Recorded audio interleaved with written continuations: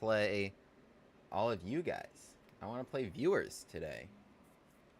In particular, what I'm hoping... Here, I'll just join this arena until we get some challenges from some viewers. Oh no, that's not a challenge. That's just my own notification. 1328 Guild Berserkable. In particular, what I'm hoping, actually, is that people have prepared against me. I want people to prep against my gambits and to be tried and tested, like, you know, including with Stockfish prep and everything, and to have interesting games in that regard. Like, not people just falling for, like, the tricks that we know already work, but to be tested in the actually most difficult lines. This would be the most fun for me. Because what else do we do this for if not to trailblaze, you know? We don't just play for just, like, the one trap. Our stuff is better than that. We've got special theory.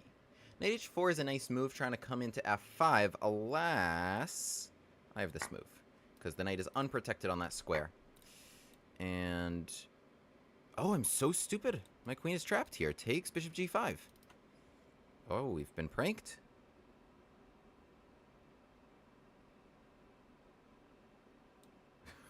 This is not how I meant to start out the stream. I should come bishop back so we don't get traded. I'm threatening d5 and this. But they have bishop g5 and I don't have f6. Okay, they missed that. Bishop g5, I didn't have f6 because this was pinned, actually. I couldn't move the pawn. So they would have been okay. It takes... I was trapped here. I didn't see that. Bit of a scare there. Well, now we're equal on material again, if still not down a lot of time. That's an interesting square. Okay, you can make that trade. That's fun.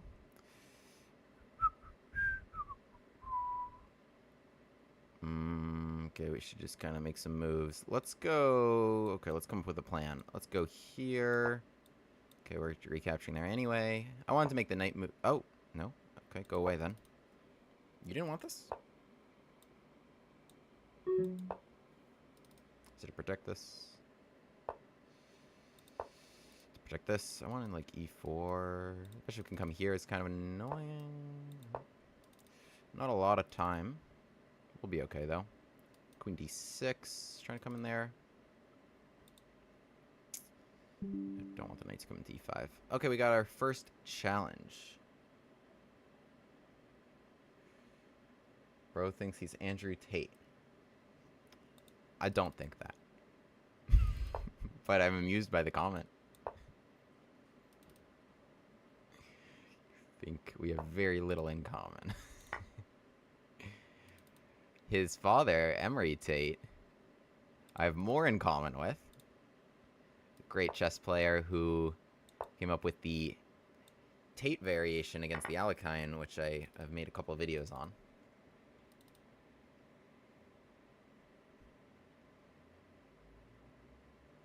Alright, 14 seconds. I'd love to get an e3. That's interesting now, although this is defended. Could I, like, kind of trap the knight a little bit? Whatever. Let's just come in here with, like, knight e4 stuff. Knight's coming in. Oh, that's kind of annoying, actually.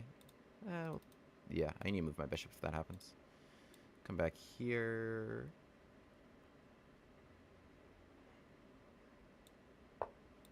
I feel like my mouse is moving too much. I'll adjust the settings in a second. This was hanging. I didn't see it. Let's grab this. No, I lost f2. Now I've got f2 again.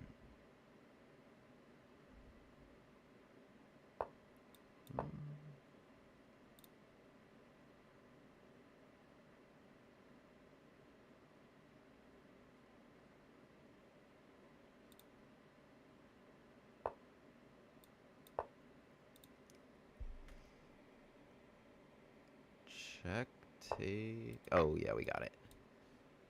We got it. We just need to trade everything and checkmate. Okay, okay. We've got a couple challenges. Guys, comment in the YouTube chat or the Twitch chat who you are and tell me that you've subscribed to the channel. and I will accept your challenge.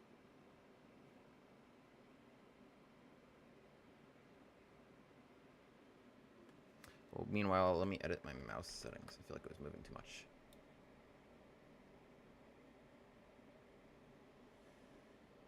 If you've subscribed here on YouTube, you have preference for me accepting your challenge. Non-serviam. Alright, you got it. You want a 3-0 game? You've got it.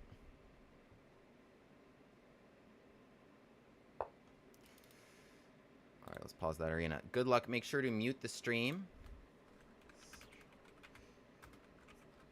Please don't stream snipe me. Good luck. And confirm that you've subscribed to the channel, though. Alright. He wrote here, good luck, have fun, muted. What is he got prepped against me? This is interesting. Now, it could be a Scotch, but it's going to be a Bush gas transposition. But C3... D5 now is still a Bush gas transposition, actually. I'll talk a little bit more about this after. Wonder if he's got something prepped against my Bush gas. That would be the most interesting. That would be the most interesting. Bishop D2 played here. Okay, we'll just trade and we'll castle quickly.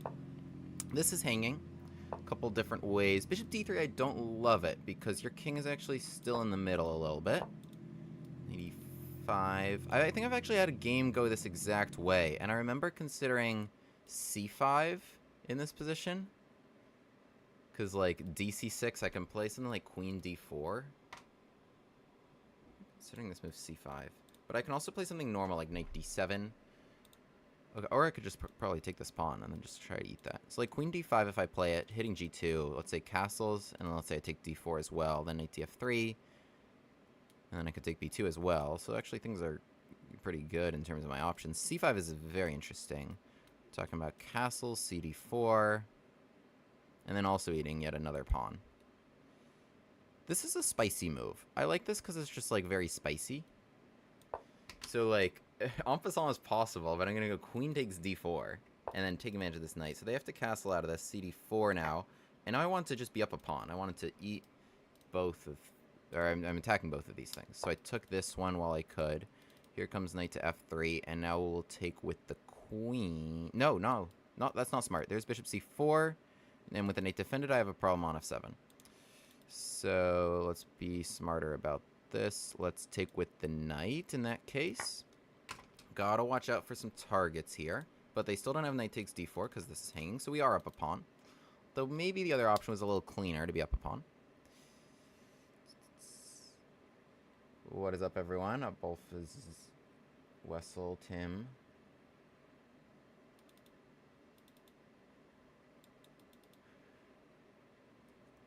Yeah, guys, write your username if you challenge me, and then also write that if you're subscribed, and if you're a super on the channel, then you have, if you are a super on YouTube, you have mega preference. Okay. We've got to defend stuff here.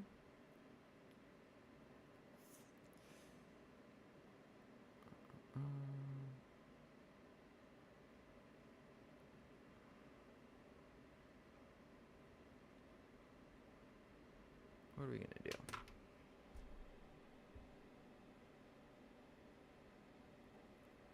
I think the best is probably just with f6. Driving this knight away, because I think they've got to go there. Temporarily, this is kind of annoying with my knight. But, okay, they go with bishop c4, so we can make this trade. I can also go with this option, bishop e6, I think. Take b7. This is an interesting choice. Oh, I forgot the time control. Okay, we have very little time. I do this every game.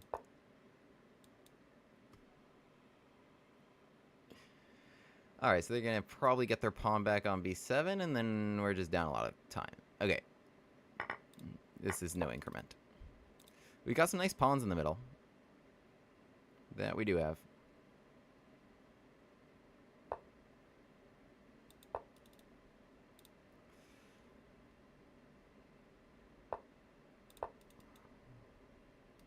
push. Push. This is actually looking quite nice. Knight d3. Oh, don't go there. The benefit of being low on time is sometimes people play worse. Oh, I had an 86 to be okay. I've only just now seen it. They saw it too. Rook e2 is not a good move because of knight f4.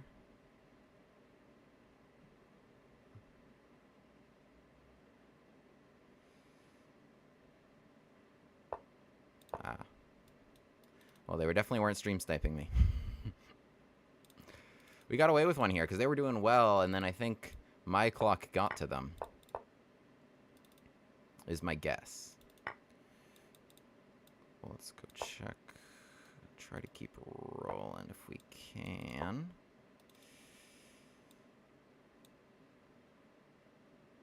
Rook c1. And even trade. Oh, it's check.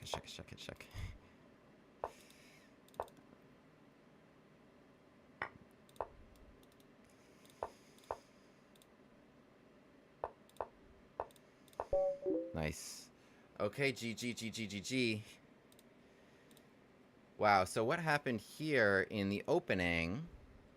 So this is a bush gas in the sense that when I play the bush gas gambit and I play bishop c5, okay, of course we offer this pawn, which is covered a great deal on my channel, but there's also here d4, which Scotch players play, right? Like this would be the Scotch, and they expect this to transpose, but we can play bishop c5 here with d4 takes, and expecting here knight takes. This is actually very fun, because knight c6 would be a transposition, but we play knight f6, and then here what we can do is we play rook e8, d5 really quickly, and so I like this, taking advantage of our quick castle against theirs. So this is a direct transposition, me playing bishop c5 here, even though knight f3 came a move later.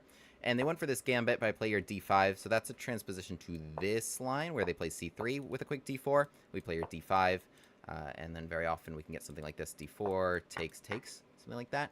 And that's the exact position in here. And so after e takes d5, this position is just really about equal, with me grabbing this pawn back in a moment. Bishop to d3, probably not the best choice, probably better to shield on e2, but they were okay in the game. I went for the very ambitious here, c5, which is a questionable choice. Engine would have preferred me to just go like queen takes d5, hitting g2, queen takes d4, attacking this knight. After knight df3, okay, probably not getting too greedy, although it's not off the table, but yeah, then, you know, you start getting attacked here. Bishop e6, not really on the table. You gotta go f takes e6 to not get checkmated on d8. So, you know. But, yeah, I could get away with grabbing one pawn, probably here.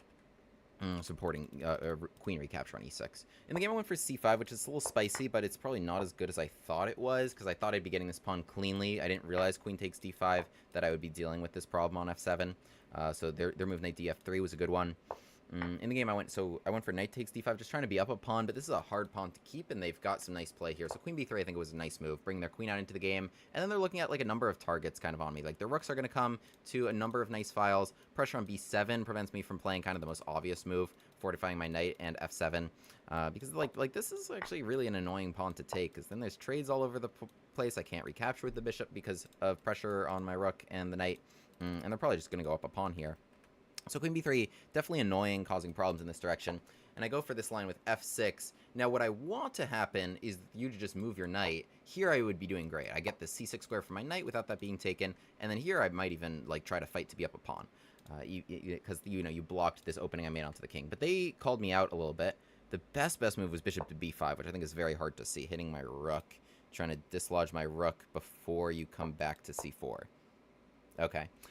That's tough, but bishop c4 I think is a very good human move. So I take, and king h8, and so here already they're up a ton on the clock. They're up a minute 56 to 26 right now.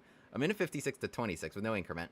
They grab this pawn, which I think is a fine decision, but even better is actually just rook e1, because this is not going anywhere, and I am actually really lacking development right now, and there's pressure on e5, other rooks coming to the game as well, and pressure on b7, and they're definitely not in danger of being down a pawn here. They grab b7, which is a fine decision, and here it's 0.0. It's a weird sort of equality, because the question is, are these going to be strengths or weaknesses? Now, what that comes down to, whether a pawn or pawns are strengths or weaknesses, is whether they're mobile. If a pawn can be pushed, that's what pawns want to do. pawns are dangerous to your opposition if they can be pushed and start getting closer and closer to here, right? So it all depends on that.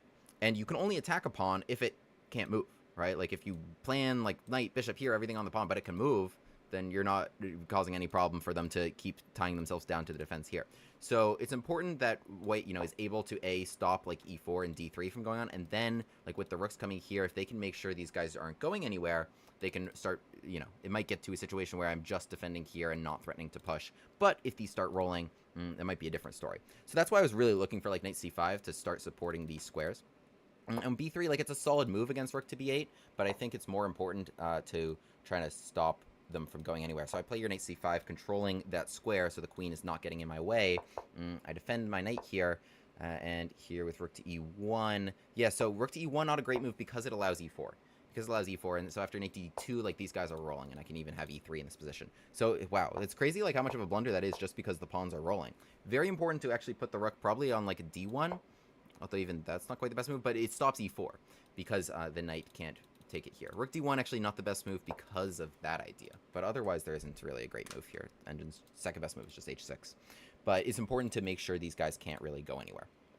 Rook e1 played in, so e4, and then here was just a one-move blunder. I think he got a little pressure on the clock, and so just queen takes g5. But yeah, the knight needed to come to d2, but still this is actually very, very good for black after something like e3. Takes, knight's coming to d3, and this pawn becomes very dangerous. I've got my pieces now looking really nice, and my king is finally out of the woods on h8. In the game, yeah, knight g5, so I was just able to grab that b4. I have here knight e6. That's a nice distance that we're away, so we're not going to lose anything. a6, so not even worth going queen a5, because I do have knight e6 holding my queen. Queen b6 steps out of the way, and my knight actually takes a nice journey here to the f4 square. And so, you know, we continue cleaning up material. But, yeah, really nice battle until that blunder happened. So then, yeah, I send my pawn, I have rook c1, and, you know, pawn is very strong, and so we arranged that defense, and the queen coming to c1 as a nice way to handle our business there. So a good battle there in our first game against viewers in the Bushgas Gambit. Super on YouTube, yeah, you can be a super, so it's like your messages will be highlighted, you get access to special emotes and everything. I have here one challenge from Monkey Man. And from the first row is also not visible on mobile. Is that true?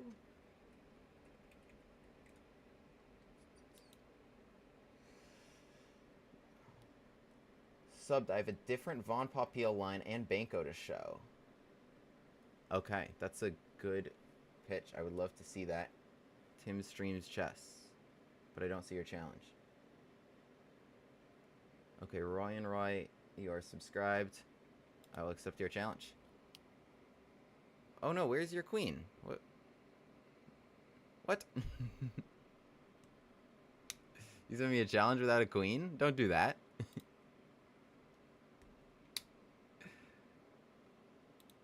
Alright.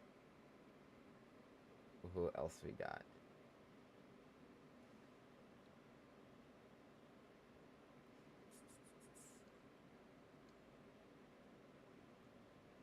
Kokiniwa. Alright, good luck.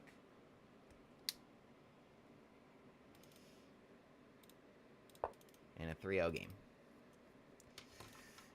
Good luck. Make sure to mute stream. Let's play c3.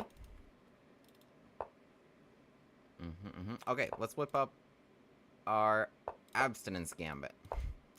Oh, he's prepped. Unless... Okay. He's prepped. So we're offering this pawn in exchange for d4 and tempi. Alright, this seems like if you're playing quickly, you know what you're doing. I mean, that's not always true, but I'll just give them that benefit of the doubt. Let's just take this. Let's just take it. Alright, let's just take it in castle. And let's try to make things difficult on them.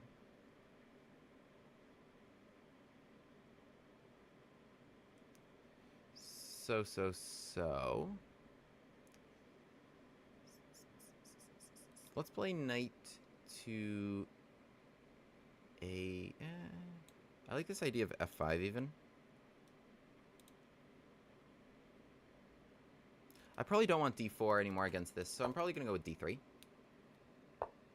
And d5 played. Now let's go c4. So this is actually hopefully going to be a nice idea we're going to demonstrate. I'm working against these pawns. Now b3. So we've actually made a very solid structure against this bishop. There's no a5, a4 coming. And my next maneuver I'm going to make... Well, we can talk about f5 as a breakthrough, but I don't really have the light square bishop support. The next maneuver I'm going to make is my knight to a4. So this is actually, we've got these doubled pawns working here. If this were on b6, it could be a very different story. But my knight on a4 is actually going to live there forever. No one's going to touch him, ever. And we're going to just pressure c5 forever. We can look at f5, but let's keep this positional. Let's play our bishop to a3. Look how well these pieces are actually doing. And this is very, very difficult to protect. And it's actually not even going anywhere. It's actually not even going anywhere. So let's play king h1. Let's not even give them any queen b6 stuff after that. dc4, I'll just go dc4. Solid, solid, solid. So queen a5 played. We can play queen e1. We can also look for f5 ideas to break through. But yeah, let's play this very solid queen e1. Because there was ideas of dc4 and bishop takes c4. Or not even, because my queen would defend here. But queen e1, let's try to trade. And I'll happily go rook takes e1. If you don't want to trade, that's fine. But yeah, they weren't going to hold c5. Worst comes to worst, I would go here and takes, but I don't want to give them any sort of activation like that. Rook b4, interesting idea. Okay, let's take that rook. But now with queen e1, we did have some other ideas of maybe, like, coming in that general direction. Such as f5. Such as f5. It's not necessary because we are up a lot of material. But I like it. Yeah, I like it. Why not? f5 and e6. Let's get rolling. So what do? You want f6? You could. You could if you don't want to allow for this. So that's a nice idea, but you don't have rook takes right now. Like I did this. Oh, yeah, you needed king takes there. You needed king takes there, and now this is looking quite nice because check, and I'll save this rook because that comes with check. Thank you, Tim. Following on Twitch does count, yes. Make sure to subscribe on YouTube as well. Oh, can we do some fancy stuff? I mean, it's not even good. There's like queen d8, and then I have to deal with my queen. Alright, let's just recapture. It really emphasizes how solid this all has been here, and bishop and queen are quite out of play as a result. h6, solid move. Solid move. Let's go to e5, though. Let's try to take advantage of the hole that pawn just created. And we do. In style, I might even say. Let's go. Check. Let's take it. And that would be mate. Yes, f8 or h8 will be checkmate. Good game, good game, good game. Yeah, nice one here. So we had an abstinence gambit declined. Now, the nice thing about the abstinence is, well, A, if they take it d4, and then these pawns really roll with the tempo on the bishop. So they didn't take it, and otherwise we support this without going d4. And the thing about that, so as they bring the knight out of danger to c7, and we make this trade, but we really take advantage, actually, of these doubled c-pawns in style.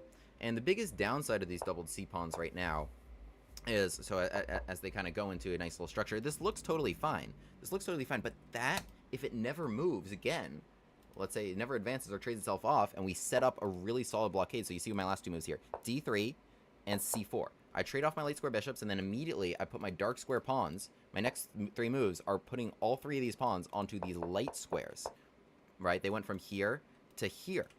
Huge difference. This pawn is now totally stuck here forever, will never be defended by a fellow pawn, and is actually really hard to organize defenses in general. And even if you can, like get there, like tie yourself down to it, nothing will ever open up for that pawn. And as well, if you try for a5, a4, the other thing I'm doing now is I play knight c3, and I play knight a4, right? This is actually really brutal. It never gets defended by a pawn. Huge difference between this position and this position. Nice idea to do if you ever make that trade. Now we're going to continue attacking here, not because I need to win it right now, but because I really want to tie you down to it. And also, like, what I want you to do is devote a ton of resources here, and then I'm going to, like, look for f5 as, like, a resource on the other side of the board. Bishop here not doing anything because d takes c4 is always in tow. No hits here, no hits here. And it's pretty brutal because I set up actually quite nicely. So yeah, no bishop b5, nothing. So they try to arrange a defense here on c5, but I can just trade queens if I need to and just totally dominate that pawn, taking it however I feel like it. So rook b4 they try to play to trade off for my now very strong bishop. There were a million dark square pawns just blocking in this bishop, but now I got rid of the light square bishop, and so it would be bad right now, but it's off the board. So I put the pawns on light squares, and this bishop's actually very, very good, such that they're willing to give the rook for it. I understand why. My opponent really never made, like, a blunder this game. Probably what they needed to do... Yeah, the engine didn't like this move e6. That's their one mistake. That's the one mistake they made this game. They didn't like how they put the pawns here. What it wanted was g6 and actually keeping the pawns here, here, here, so that it can defend itself, so the bishop can come this way. Not obvious to see. Not obvious to see at all. And so we take advantage of this quite nicely. Lots of pressure on c5. And then after winning the exchange, f5, which was a perfectly good move because my opponent's pieces are not in great spots, really, to deal with this really quick strike right now. This is a very well-timed strike. Takes an e6. We're blowing this open. This gets really annoying. We're trying to take rook takes, like hit that again, hit that rook there, and then we've got lots of targets with our knight, or our queen's going to come into e6. So really just fun stuff here. Not easy to play for black. Bishop to f6. Can't really blame him for this. We are hitting e8. What do we got here? Antien with the subscribed. Shout out to you. That's a new widget we just made. I like that. I like how it just did that. I was like, what just happened? I've heard that on other people's stream, but not mine. Rook takes f7. Yeah, I mean, okay, king takes was better, but it's not pleasant. And we grab the knight. Check here. Bring our pieces into the game. Again, I love how this just underscores that there's nothing there. And we take advantage of h6 came, so now there's that square. And our pieces are just here doing a nice job. Good game. Thank you so much for the game. Okay. I see... Tim Streams Chess wrote that he has preparation against me. So I love that. I love that. If you guys have specific prep against my lines, I would love to see it.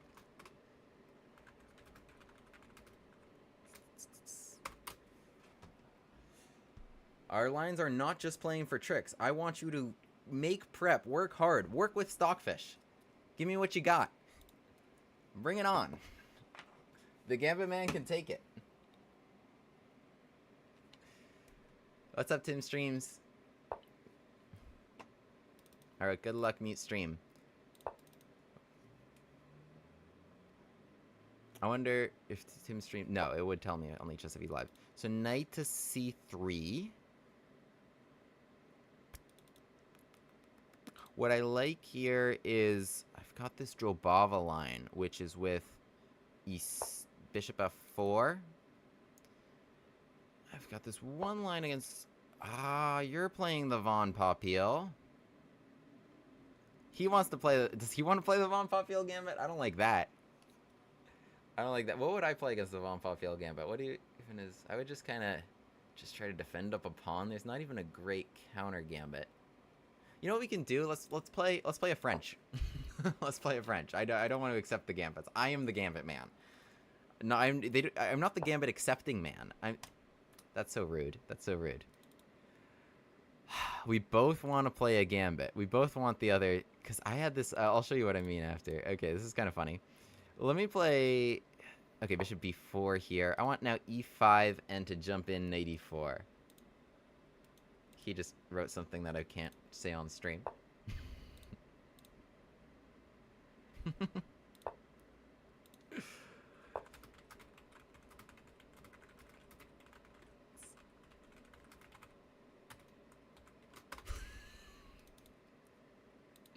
I responded, I'm the Gambit Man, not the Gambit accepting man. So queen g4. So what's going on here? He wants me to take and he wants here. Okay, it's a classic French idea. I like it.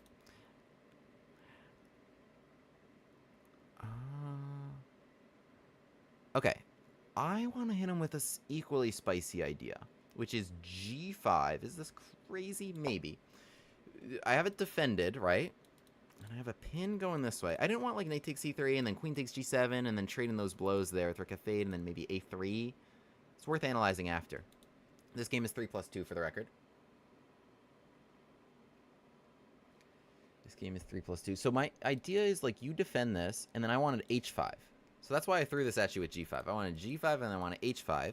And then in that position, queen is running a little short on squares. You gotta be careful. If you go queen h3, then g4, you are trapped. So if you go queen f3, well, okay, you're not trapped. So that's actually valuable. Here, h5, queen f3. I'll probably still play h5, though. Because then I put your queen on f3, that's good, because I don't want to be kicked in that situation. I'm not sure if they can do something, like, really spicy. Like, something like bishop d3, asking me to take it there, bishop takes g5. I'm not sure. No, I definitely wouldn't recommend that, because if you play bishop d3 or f3, what I'm going to do is I'm going to play h5, first hitting your queen, and then I'll take here. So you do have to deal with this. That is I really respect my opponent's ambition, but this is a little much, I believe. It's a little much, I believe, because I can play here h5. I mean, they want me to, like, take all this and to have some counterplay here. Oh no, but I have bishop f8. I have bishop f8. I really dig it, though. I do dig it. But I have bishop f8, and I think they missed it. I think they missed it. As much as I hate to win games by just winning material instead of just by sacrificing material and then winning, I think they thought that they could win my queen back here. Okay, it's still like we're not really out of the woods because all my pieces are here, and I don't want to get hit with bishop h6. But if, say, g6, I have to take that, or else the pawn comes all the way to g7, which would be bad. So, but takes bishop h6, I do have knight d7, which is fortunate. And I would defend on f8, and then I think it would take them a minute to cause me another problem. And hopefully during that minute, we can go like boom, boom, boom, and get out of here. If we get out of here and then our rook starts facing their rook, that would be nice. But we're not, like, you gotta be careful here. You gotta be careful. So, I'm considering, like, here, targets a2, it stops d5. Is d5 an idea? Mayhaps. Be a bit careful. This queen d5, c4, queen a5. May not be the direction we want to send our queen in.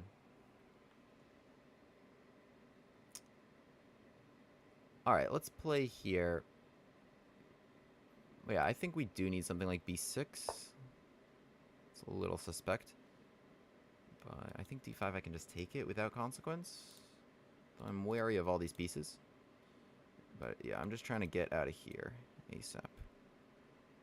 I could have tried to set up like this, but on the other hand, I couldn't have. Because if I play knight c6 or bishop d7, that's actually a big mistake. So the castle was a nice move, because bishop d7, there's g6, takes, and then bishop h6. And if I don't have knight d7 in that position, then I'm actually screwed. So they go check here. I can go bishop d7 now. Because g6... No, I'll go c6. Taking is interesting. Knight takes and g6. It's actually... You know, but they don't go for it. This is actually, though, nice for me, I think. Oh, thank you to whoever just subscribed. Queen e7. Because the pawn on c6 actually does me some favors. And I think I need e6. Rickman Gillard. Rickman and Nancy Gillard.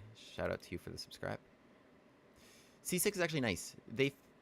I understand, like, it looks like you caused me some inconvenience, but now I can go queen e7 without worrying about d5. And now I will play knight... no, I can play bishop a6. This is nice without worrying about, like, knight f4 in here and pressure here. There was actually some trickery there.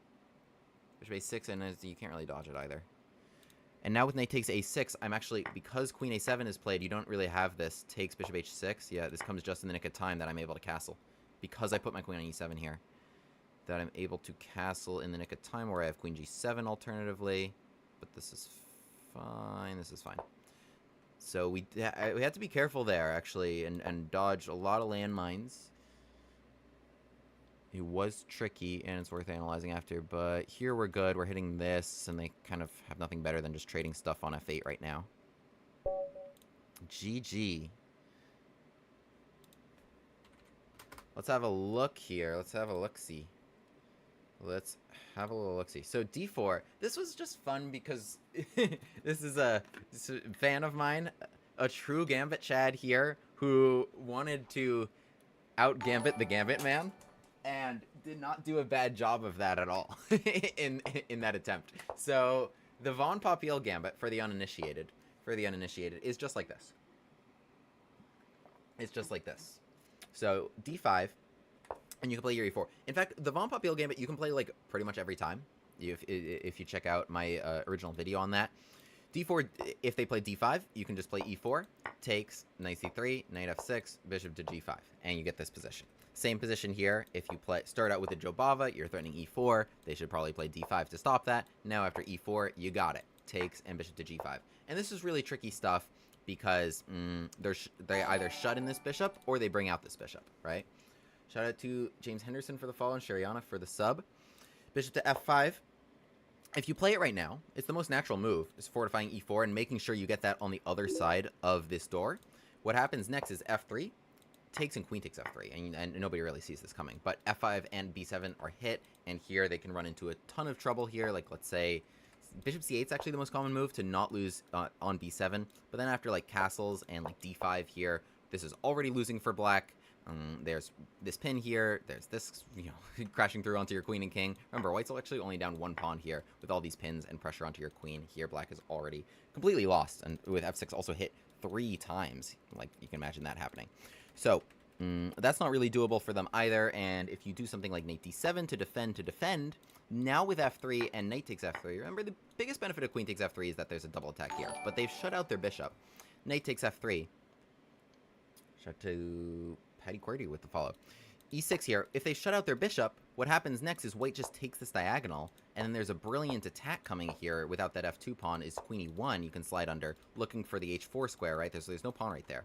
So queen E1, let's say, black, okay, now tries to bring the bishop out this way. What happens now is the queen's on H4. This knight is frozen because of all the mate threats here. This knight can't go anywhere. So black's okay for the moment because that knight can take here. But their problem right now is, like, okay, they can't play H6 to relieve pressure here because this sacrifice is going to kill them. You got pressure there and there. Shout out to Karu for cheering the bits, first time chat. Take on H6. So pressure on H7, this knight can't move because, again, they'll get checkmated here. And then, if you can't move, you can't really bring in any defensive resources. Knight to G5, you'll get checkmated. The rook will come across. Bishop H7 will come in. Like, let's say bishop F8. Okay, this can checkmate you. Or something like that, without the rook's defense, or like this will checkmate you. This all comes because of the bishop's control here. Black didn't get a chance to play bishop F5. Why didn't they get a chance to play bishop F5? Because if they did, there was queen takes F3 in that position, right? Delaying that one move. So, in this position now, so how does white actually create a threat? Well, they just need to hit F6 one more time here, and that's with something like knight to E5. So that, right, the benefit of losing that F2 pawn, which we traded here, white's down that F2 pawn, is A, they have that maneuver, not blocked here. B, they had that rook open immediately when they castled. So now their threat, if black's just like la-di-da-di-da, is they can take it and take it. And then checkmate on H7. And here this is already losing for black. I mean, I didn't make such great moves, but I've made really natural moves. H6, again, the sacrifice will kill you. And G6, which is otherwise the only other way to not get checkmated, then you could just take on D7 here. Knight takes D7, and you would lose this bishop, for instance. With too many hits there. Remember, you're only down one pawn. And queen takes d7, then this piece is attacked way too many times on f6. And black is losing. Even if they weren't losing immediately, I mean, this position sucks with the rooks coming to here. And, okay, you can look for the h-file. You can look for the f-file, pressure on f6 and f7 behind that. Again, this is so much compensation for just the one pawn. For that reason, right, it's very important that black tries to get their bishop to f5. If they did get their bishop to f5, they'd be totally fine. Like, there's no attack possible without the queen coming to h4, without the bishop here to put pressure on h7, right? So that's why just doing the Black Mardimer gambit, just playing f3 blindly and knight takes f3, they can play bishop to f5 and then play e6. The point is we play knight takes f3 only after, that's why we play bishop g5 first. We're seeing whether you're going to cut your bishop off, then I'm happy to play knight takes f3 and go for my stuff, bishop d3, queen e1, queen h4, and attack you on h7. Or you put your bishop on f5. Now I've delayed f3. I'm looking for queen takes f3. And of course, there's a lot of nuances. There's better lines for black to play that aren't obvious and aren't common that I also go over in that original video. But that's why bishop to g5, the Von Poppel gambit, is actually so dangerous. And you can play it literally every single time as white. In the game, is rook e8 and knight f8 possible? Good question. So I assume you were talking about this position. Sorry, I was just reading chat. Here, like something like this. Right, so f8 is another square that you can, like, try to defend. So you're trying to defend h7 from here. Yes. The thing is, it's like, you're not getting mated here, right? h6 wasn't working, g6 wasn't working. You couldn't defend the knight from f6. So can you defend h7? It's your last possible chance. Can you defend it from f8? Maybe. First of all, that's not an obvious idea. Second of all, but I can just keep adding more resources, right? White is in such dominant control of this position that you, like, you know, you had to do something so uncomfortable like that. Like, all these pieces are so bad that, you know, I can, like, attacking is about resources. Attacking is not about just, like, I make one threat and do you miss it, right? Like, it's not just like, oh, are you blundering mate on h7? No, it's like, I have so much power here. Like, this rook was coming. The bishop was pressuring here, stopping bishop takes h6. The pin was here, the bishop here, the queen here, everything. And there was no defense. There was no defense because it's not about missing something. It's about, can I completely overwhelm you, right? And that's what we got here. So yes, you can add this one resource here, but I will add many, many resources. So I'm going to go knight e5. I'm going to go rook f3. I'm going to go rook f1. So already there, we're talking about sacrifices on f6 potentially. I can also go rook h3. So like, let's say b6 here. I go rook f3, bishop to b7. So you activate one piece. But now I go rook h3. So now I just added just one more attacker on h7. So now I'm threatening, if you do nothing here, I'm going to threaten like takes and then take h7 here because I just added one more hit there. So you're already in a situation where, again, you're going to have to play like g6 or h6, and one of those is going to cost you. G6, let's say rook f1. Now I attack f6 for another time here, and you're in a situation where you probably need to move this knight, and then f7 falls. So it's hard to defend everything when your pieces just aren't there. Your pieces just aren't there. So good question. Let me look at the game real quick, and let me get to the next game. E6 played. So what I was looking for was another gambit on my channel, which is bishop to g5. So this comes out of a... So I was talking about a French, right? So like a French would be like this, like French defense, something like this. And I have an interesting gambit on my channel here with this move h6, which I like. Takes, queen takes f6. This is a chess move gambit because it was originally recommended by them because you're losing this pawn here. But now playing this move bishop to b4... and trying to get this pawn back. And if d takes e6, it's actually this really fun line with castles. Just trying to play rook e8, takes, and a lot of pressure up the e line. Gambiting a second pawn here, attacking f2. And then there's this really fun line here where like bishop h3 is a nasty move. Attacking g2, stopping them from moving because g2 hangs. And then otherwise like check here and takes f3 owing to this pin. Crazy stuff there. I was looking for some fun stuff there in this, but you didn't go for it. You played bishop e3, asking me to take it, and then asking me to go into this sort of gambit where I've cut off my bishop, and then they can look for the bishop d3, queen e1, queen h4 idea, attacking on h7 if I were to castle. So I didn't want to take the pawn. Neither of us wanted to take the pawn, but the engine wanted to take the pawn. That's why we keep trading mistakes here. So I play your bishop to b4 and knight e4, which is now like an interesting French-ish position where they it's a French structure where they're going for queen g4, which I like this move.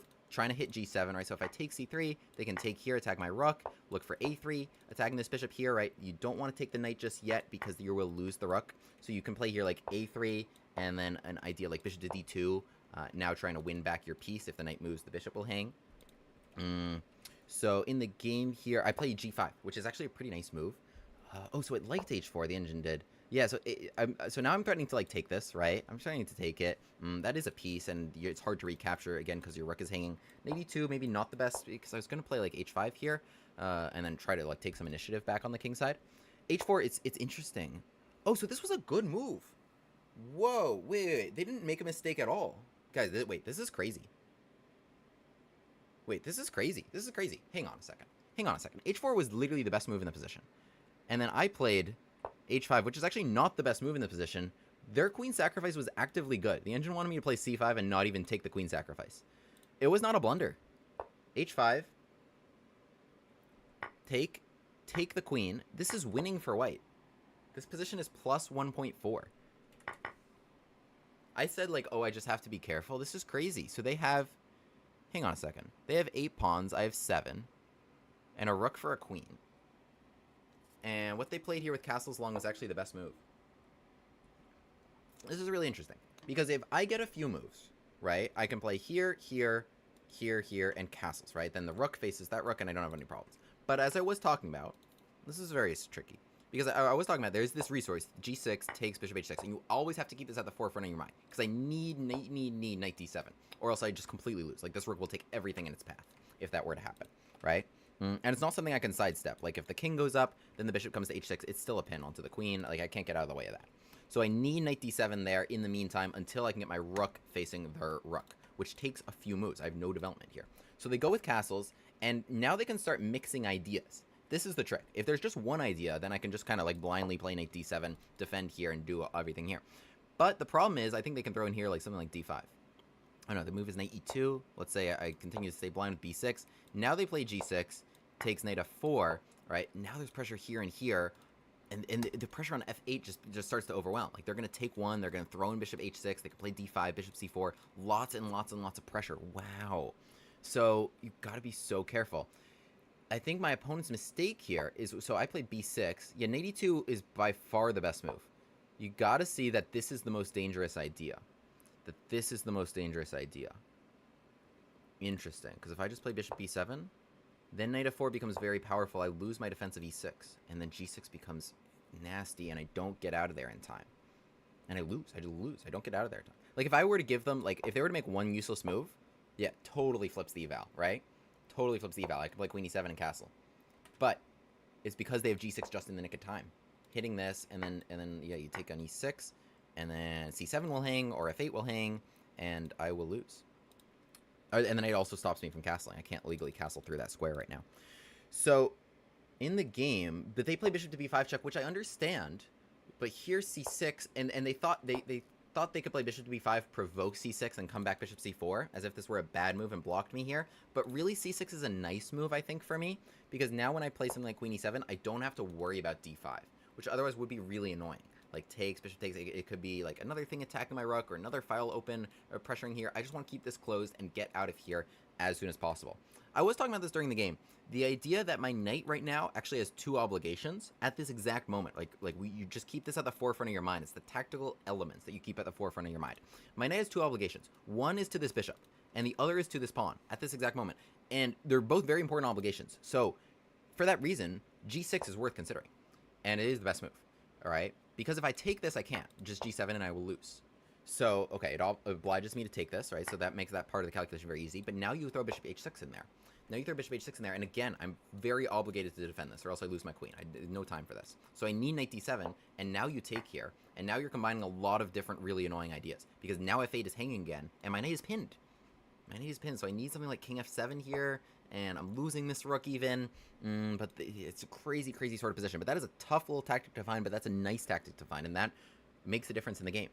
But they play your bishop c4, and, right, I want e6 defended, so I don't want to just play knight, like, I want knight d7 and bishop b7, but I don't want to do them right now, because g6 and then this pawn starts to hang, and I have more other issues. So queen e7 is a useful move for me to play, because I need that to castle anyway, but I needed e6 fortified as well. So this was the best move in the position. Knight to e2 played. Now, right, I understand they didn't want to box in their bishop, but the position was so urgent that they needed knight f4 first. Because at this point I'm escaping in time, and I find that actually the only defense here, everything else is losing, bishop to a6. Bishop to a6 because it's attacking the bishop in such a way that, like, okay, you can't play knight f4 right now to prep g6. The bishop is hanging, and when you take on a6, knight takes a6, and now I'm able to castle in the nick of time. Here comes g6 and knight f4, but I castle in the nick of time. I don't have any pieces in the way, and I get out of there just in time when knight takes g6 comes, queen there. I've castled here. My rook is facing here, not my king. If my king were here, then, like, rook takes f8. Yes, that would be a problem, but my rook is here, and so instead we're just able to successfully defend this wild game. GG. This was an interesting one. All right, I'll spend less time analyzing going forward, but this was a doozy of a game against a fellow Gambit Chad. Subscribe. Okay. Very well played. What do we got here?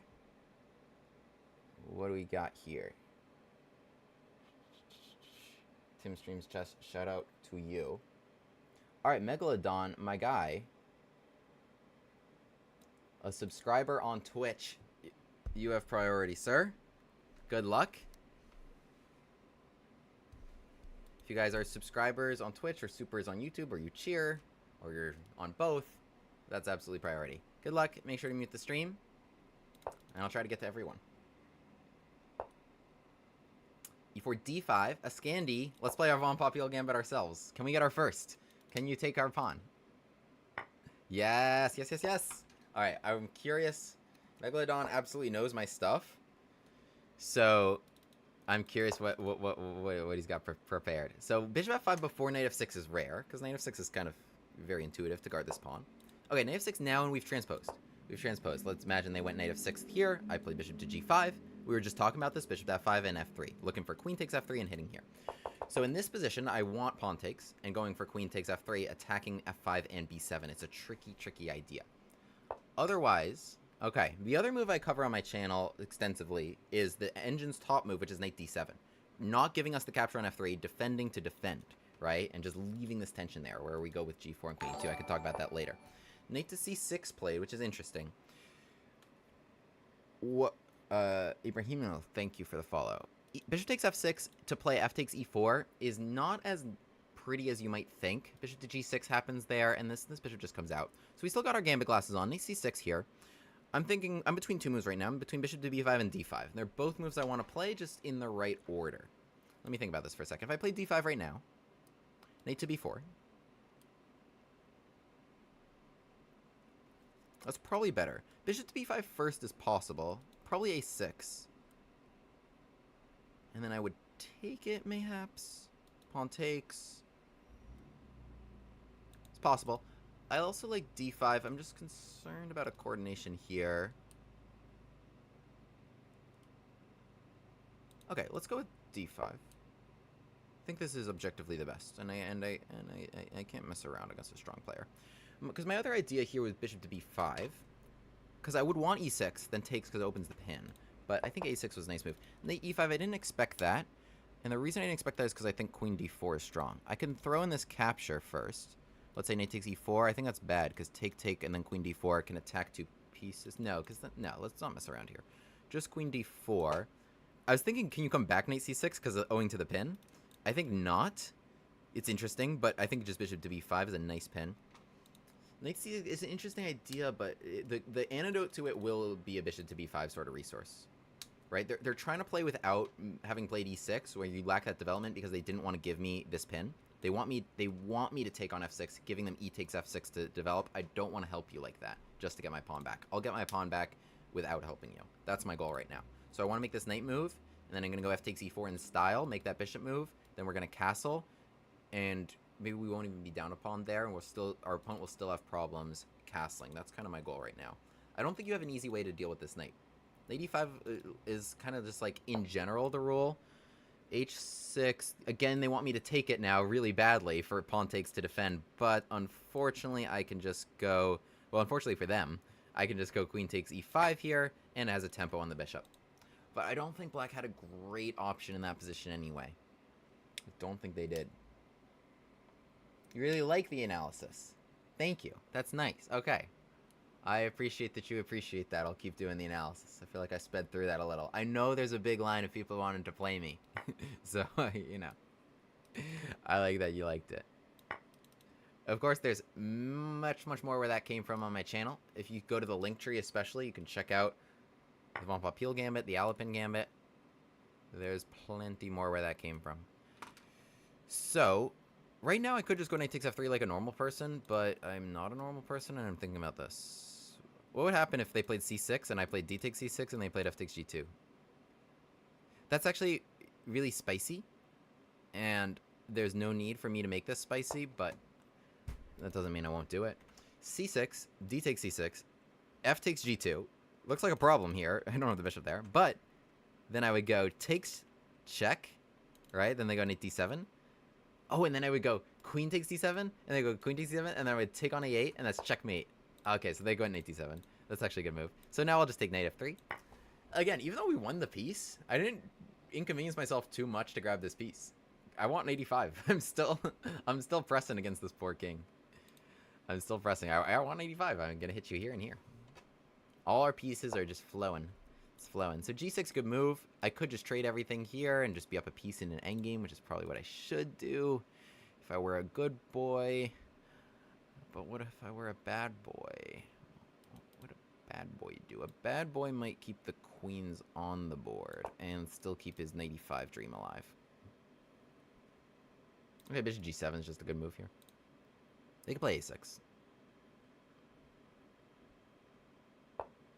They play a6, and then I should probably just take this. Now in 85, I'm not attacking f7. Alright, let's make this trade. Let's make this trade.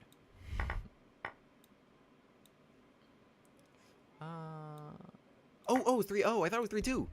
Oh, no. I thought it was 3-2. Wait, I don't know why I thought it was 3-2. Oh, no.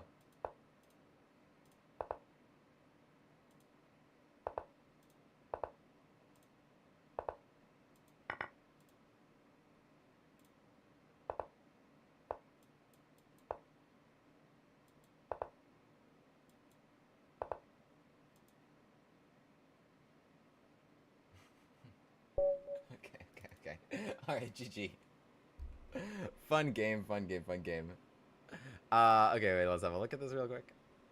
So, okay, we got our Von Papille. We got our Von Papille. I was talking about it last game, but this is nice to see it in action a little bit, even though this was a very spicy prepared line. So, the Von Papille, as I mentioned, you can get it pretty much every time if you play D4.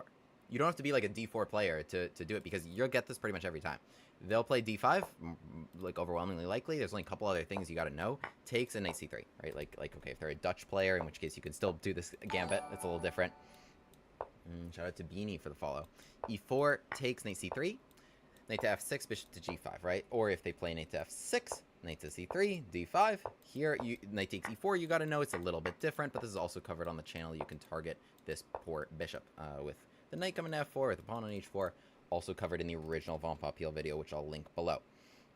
If you are an E4 player and you don't want to give up all your fun E4 stuff, say you play the Von Hennig Gambit against this and the Goring Gambit against this, and you like your E4 stuff, you can still not lose your precious Von Papille, because Scandi players, you can just transpose. Here, boom, we've already transposed. And the engine hates it, which is even better. So D4, Megalodon takes on E4, accepts my Gambit, knight C3, bishop to F5, again, weird sort of transposition stuff, but we get to the same point, right? So knight F6, bishop to G5, bishop to F5. Most common is that move order, but he plays bishop to F5 first. I'm happy to have this position with queen takes F3. It's interesting that, you know, we don't have these moves included. It's kind of the same principles that are applying, because this and this is hit, and not easy to deal with both. And probably bishop to C8. Okay, I could still probably just play bishop to G. I mean, I could put my bishop on F4, which might even be arguably more useful, looking at ideas of the knight hitting C7 one day. Same thing, I want to castle and play D5 against C6 or E6. And give you a really, really hard time getting out of the center. I have a lot of really nice examples of this on my channel. Knight to F6 played, bishop to G5, and this is a good example because the most challenging lines here, right? So remember, you don't want to just go knight takes F3, because then they can just go for this castle stuff, and A, you're far from castling long because you didn't go queen takes F3. B, they got their bishop here, so you don't want, like, that's the antidote against just a simple black Mardimer. Just go in here, and remember, they can just go here in castles, and there's really, like, you have a little bit of compensation, but you need two attackers here. You trade off your light square bishop. They got this bishop on the other side of the door. Very, very important point. So the most challenging lines for black is when they try to not take on F3. But, you note here that there's, like, a lot of pressure to do it. Like, you can't play E6, because now F takes E4 with the pin. The knight can't contribute here, and E5, you'll lose it. So, what's happening here is the most common best move is knight D7, and that's the top move of the engine. And I cover this on my channel with G4 and queen E2. So we're still looking at long castles. Now overwhelming pressure on E4. We're going to take it very nicely, not even be down anything. They should probably take knight takes F3. And after castles H4, we're still looking at D5, H5. And, that's not a good pawn for them to take either. Gets them in more hot water. Really, really fun stuff. I mean, their king's in the middle. And just some awesome KOs I have in this line. I think I score very well regardless of it. You can look at my stats here. What do we got? 82% for me in 11 games against knight D7. 85% in 39 games in this position. So it actually really doesn't faze me. E takes F3 is 94%. Even though my average opponent is still actually pretty high rated. So, what do we got? Bishop to G5. My opponent plays this interesting move, knight C6, which I faced it twice before. So we're now 3-0 with it. And each time I actually... Oh, the other two times I decided to play bishop to B5. That's actually pretty interesting. But it's the second best move. The best move is what I played, which is D5. Bishop to B5 looks really nice. It looks really nice, and it's a nice little antidote for this, because we want to play D5, pinning the knight, and E6 is the most obvious move to stop D5, but E6 can't really be played, because F takes E4, you just opened the pin, the knight can't now contribute to E4, this bishop is lost. Bishop to G4, they'll actually lose it, you can't really use a pinned piece to defend. Here, they're losing a piece in this line. So otherwise, bishop G6, and they're losing a piece in this line as well. I actually have a win in this exact position. So, but they do have a good move here, which is A6, which is why I didn't do it. And now we either got to take this knight, and then, okay, I wanted to castle here, I can open that. It means playable, but, or bishop A4, and you could probably play here B5, and then I think they're okay breaking the pin like this and probably surviving. So that's why I didn't go for it in the game. That's why I didn't go for it. I thought A6 was playable for black, and instead I go for this move D5, which is the best move. And yes, knight D5 is a error, and the best move is knight B4. So knight B4 puts pressure on D5 again, right? So what they want probably is, like with knight C6, it would be very nice for them if I took it. If I took it and this looks pretty, like I get the pawns there, but e takes f6, like I was saying during the game, is such a helpful recapture. They didn't have to play e6, which opens the pin, opens d5 as a hook for like the rook to hit here and everything. E takes f6 is such a helpful recapture. Now they're just like 2 easy moves away from castling. And here, like, they're totally fine. Like, you just move this bishop here. And, okay, bishop to b5, I can play a6. And they're probably going to get out. So I don't really want to do that. Like, I could, but I don't really want to do that. I don't want to help them. I want to keep this pressure up. So I play your d5 knight to b4 is interesting. It stops queen d4. It stops queen d4 because that would be a big problem. So it definitely stops queen d4 as a hit on that. So knight b4 attacks d5. You haven't moved this pawn. So this knight can still contribute to hits on e4 and on d5.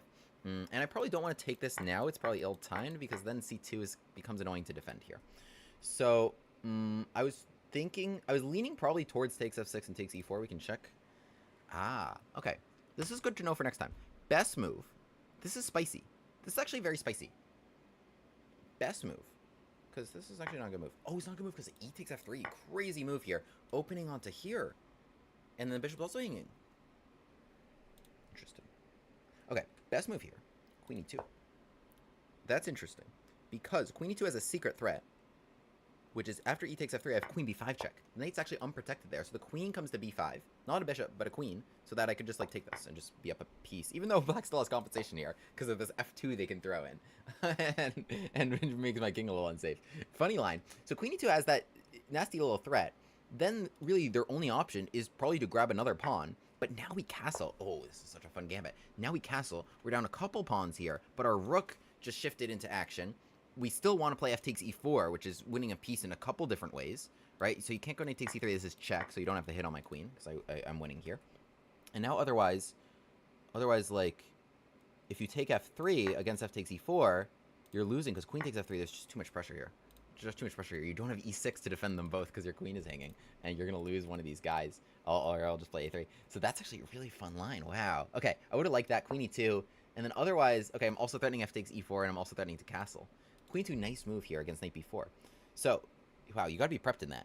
But knight e5, it's such an advantage to have just like any preparation and any knowledge of ideas here, because your opponent has zero preparation, zero knowledge of ideas. When you play just crazy openings like the Von Popular Gambit that your opponents have never seen before, that, you know, it's just on my YouTube channel and not many other places. Okay, so I mean, that's why I love doing this. So knight e5 here, queen d4. Okay, I mean, queen d4 was a good move. We hit the knight, and they got to go somewhere a little awkward, like knight ed7, probably to shield this. And after f takes e4 here, I think we're kind of in business. e5 is actually a nice move. But, like, yeah, it's actually their only move. Because if they play bishop g6, we're just running them over. And then we're castling or developing, and this is beautiful. Okay, even e6 is a resource. Here they have this nice move e5 to recapture the en passant like that, potentially. In the game, they play h6, which I understand you want me to take it, which helps your development and everything, and also defends this knight. Unfortunately for black, I was just able to grab this and then grab this as well. So here, it just brings me up a piece, and this just comes out very nicely, and we're just ahead of piece. Okay, we trade queens. And then I realized my time was very low, and so, okay, we had to play for flagging. But GG, Megalodon, thank you for giving me an interesting line in the Von Popular Gambit that we continue to explore in Trailblaze Theory. Okay. I'll appreciate it. Appreciate it. Can YouTube subscribers challenge? In fact, only YouTube subscribers can challenge. What do we got? What do we got?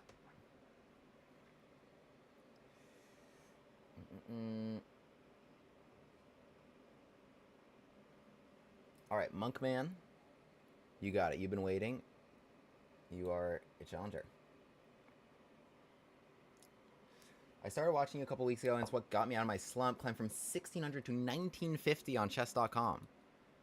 Nothing makes my heart more full than reading that message. Okay, good luck, Monkman. You stream pulls. Pulls don't stream snipe me. Bushcast Gambit. I'm really hoping this guy's been waiting for a while to play me. I'm really hoping he's got some preparation against me. Do it, do it, do it. Give me that +3. Okay. Okay. What do we got? Okay. I've actually never been so clear on this. I see 6 is an option. I think here castles is good. And if e5, I have d5. I was kind of hoping that we'd go down the meat of the Bushgas Gambit. Angus Pro with the follow. Shout out to you. Your Starry's on Lee Chess. Got you. Yeah, guys, if you're subscribed on YouTube, if you're following, if you're subscribing on Twitch, or you are a super on YouTube, or you cheer or something like this, all these things give you priorities in the challenge queue. So message your username and which of those things you've done. This is an interesting position because e5 right now, d5 is what I want, and then takes and takes here. So they play a rook e1, but I think I can go for a little center fork trick. Not off the table. Because the d4 pawn feels kind of dead, but that would make it kind of the opposite of dead. They could take f7, but rook takes. I mean, I'm happy with that trade. What else would be happening here? I mean, like knight c6 is playable. e5, d5 again. I like that because knight c6 are also kind of like bishop g5 happens, and it's kind of annoying. Yes. Well, the downside here, this is a 3+2 game, by the way. Remember that. Takes, queen takes d5, right? Then they play knight c3, which is actually kind of a convenient... No, you don't want to do that. In fact, let me talk about this. So, d5, right? Little center fork trick, cute stuff. Takes, queen takes d5, okay? They played this, but this is not a good move. I just play here d5. d5 solves a lot of my problems. I don't really understand this. I just take the rook. I guess queen h5 is coming. I mean, I could take the bishop, but it's like I did the center fork trick. It's like they played rook takes e4, d5, and then they just played knight e5. That's what we just transposed to. Takes, I mean, I understand queen h5 is coming. Like, let's say they trade everything here, queen h5, and then take the bishop, right? For that reason, we might... But it is still just kind of a big trade. Alright, that's fine. Queen h5 is coming. It's a good resource. Yeah, I was thinking about in this position, if it happens like this, to actually not take that knight. Am I crazy to not take that knight? Queen f6? But you gotta be really careful, because like bishop g5, if I go to any wrong square, then knight d5 will be check and win my queen. So the queen has to be like very accurate to not take the knight. And I'm not sure I can pull that off. I kind of thought I could. Queen h4, bishop g5, it's yeah, in fact, we're trapped there. Yeah, I actually thought I could do it, but I can't. So we're going to have to take it. All right, they're going to trade here and then check and take here. And then we're going to be up just the one pawn. Do they want to play queen h5 first? They could. It doesn't make a huge difference. Because I will just play queen f6 or queen e7.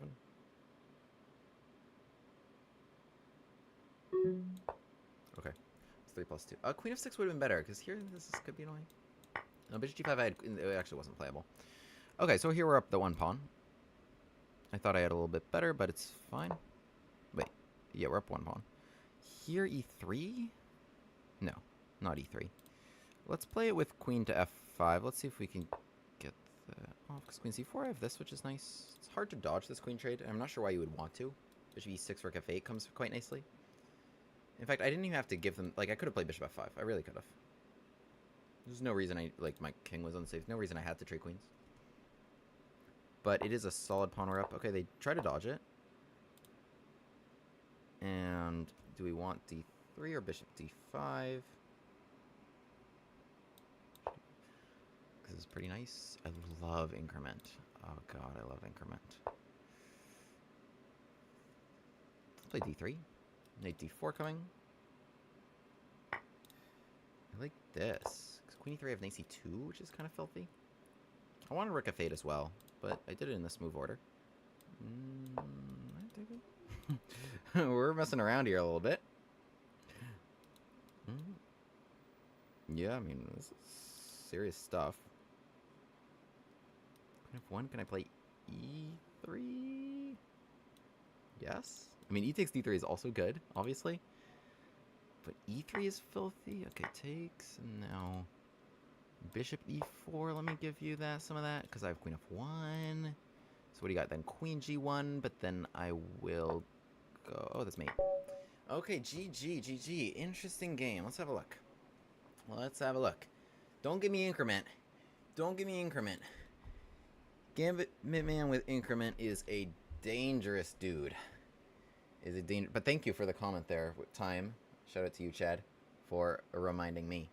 Okay, e4, e5, knight f3, bishop c5. I love a move 2 mistake. Love having move 2 mistakes. Can we get an earlier one even? Bishop to c4. Did I make the dummy gambit video? I sure did. Guys, if you check out the link tree,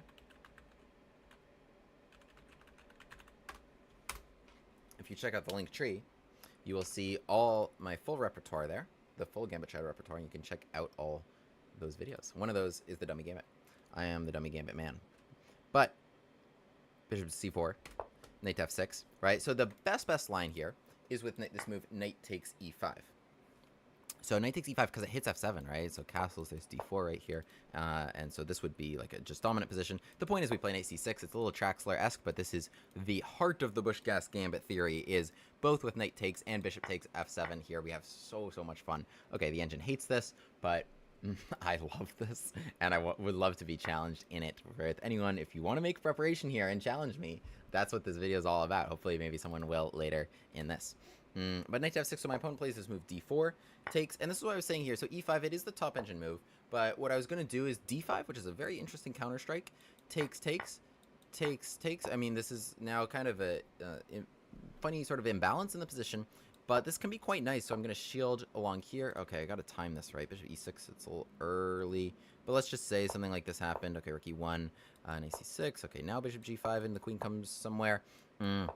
What's happening here is I've got these very nice pawns, and I'm going to try to get this G line. I'm going to try to castle, and I've got my nice bishop pair, so we can play like this. And it's kind of a fun line to... So any e5, right? So my knight doesn't have any nice squares here. Knight e4, we can get trapped right there, actually. We can get trapped right there, just straight up. So you don't want to play like that. Alas... you don't have the knight d5 square either, because the bishop's taking that away. So in this kind of formation, you need this little counter-strike, and so there's some fun lines. But e5 was not played, so castles, and I'm not going to want to take this now because my king is in the middle. So there's some nasty lines here with rook e1, and then even like takes knight c3 with a double pin. Can't take with the knight, can't take with the pawn. So then e4 comes, and I still have problems with my king still in the middle. So that's tough. Sabotage, shout out to you for the follow on Twitch. Look at castles here. Again, e5 is possible, and I was going to just go for this. Which is kind of like what I was going for. In the game, though, just rook e1, and I think here they're kind of just down a pawn, although this was a huge blunder. What did I miss here? Takes... Oh, I missed just rook e5. So I was looking for the center fork trick to grab it back, and otherwise this would have been great. The gap between the best move and the second best move is huge, but the issue is unprotected pieces. If my bishop were protected, like literally just protected by something... Like, it's very important to be aware of these things at all times, then this wouldn't be a problem. But the fact that it's unprotected is why I lose it here. And I'm not getting my piece back. I'm just not. Like, bishop move, and you can just take it, and it's defended. So there's no bishop takes h2, right? Because it's defended. Otherwise, takes, like, this is hanging. So I'm not getting my piece back. I would just be losing here after rook to e5. Yeah, damn. My opponent missed that too, and they went for knight e5. This is an interesting strike. d5 kind of solves a number of my problems here, defending the knight and blocking the hit on f7. My opponent continues to fight. With this move, rook takes e4. So after I take here, now they're grabbing on f7. Oh, I did have this, right? So what they're looking for is resource I use in the Bush-Gas gambit. And so there's queen to h5 check and taking here. I use this line in... let me actually show what I mean, even. So castles here, knight takes e4. And let's say here... When do I do this? It's with like, let's say d3, takes here, castles. Very often, well, it's like here, right? So there's check, we take on e4, and then we're willing to take on f2 as well. So we grab a couple pawns and a rook for our bishop and knight. Now when we go check, we're hitting h2, and you can't cover h2 without losing this knight.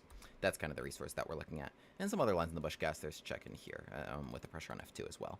But otherwise, yeah, in this position, they can't cover h2, and you've got to give them that. And so here, there's a big haul that black got for that rook. In the game, they use that resource, which is kind of interesting. The engine told me actually queen f6 is playable. I don't know what the move was here. Oh, it's just running this way. This is the only square I got. It's the only square I got. But you see, if I go to a light square, if I go to any light square, there is some check that's going to win the queen. But I could go to this dark square, and the knight's can't hit me from there, right? Any move the knight makes has to be onto a dark square, and then the knight from there only controls light squares. That's so important to remember about knights. I mean, I think in terms of colorations of squares, kind of at all times, it's helpful with bishops, etc. But they will only control the opposite colored square that they are on. So the knight in 2 moves will not get to a dark square. And so here we're good. Here we're good, actually. It's a little tenuous, though. In the game, I just capture on f7, and my opponent plays queen to h5. Okay, kind of similar stuff. Now takes c5. So they get that back, but, you know, we both kind of have equally poor development, but I have these very nice pawns, and so this position is quite nice. And queen f5, they probably should have taken this queen trade. They denied it, but really this just, as you saw, like, you want queens off the board if your king is less safe, because it's hard to attack without queens on the board, right? So that's kind of the main consideration when deciding whether to trade queens. And here white's king becomes much less safe because here I have strikes all over the place. I play bishop to d5. They play b3 trying to develop, but you know, I'm not even gonna like go here, like give them an opportunity. We're striking already. So here comes d3, and after takes knight to d4, just jumping in your face. Takes, I have knight takes e2 comes with check, so I'm not losing my queen. Otherwise queen e3, that's pretty brutal as well. Losing the rook here, owing to that fork. So they step back queen d1. Right, also same issue with the fork, queen d1, but here comes rook to f8. I'm still not even taking that. I want to take on f2. It's now, I don't even know you guard there. You don't want queen e1, right? What do you want then to guard f2? Queen f1, but then maybe e3 is brutal, right? So then takes, and 82. You never move your bishop to defend that knight, and so you will get checkmated as a result. So that can be tough. Like, I mean, also e takes d3, of course, is still brutal because like all these pieces are cooking, and my extra pawn is really cooking in your face. So everything's great, but in the game, d takes e4, so they give f2, but then like there's still great stuff here, hitting g2, and there's checkmates all over the place. Queen g1, I can even trade queens to checkmate you. For example, here is brutal. Trying to take g2. Again, you still can't take my bishop. So yeah, I mean, this is a big problem when you haven't brought out your pieces. Like, if the bishop's out, at least like I lose the back rank as a resource, but instead I just have so many things to play with, and the tactics are just cooking from there. So GG, thank you for that game. Thank you for that game. Okay, what do we got here? What do we got? Who is Knight Rucksack? Who is Starry Angus Pro? You have... I started watching a couple weeks ago, and it's what got me out of my slump. Climbed from 1600 to 1950 on chess.com. I love that story very much, so I will accept your challenge.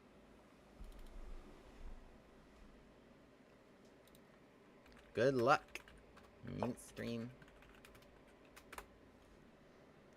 1664 question mark on chess. Okay, because he's 1950 on chess.com.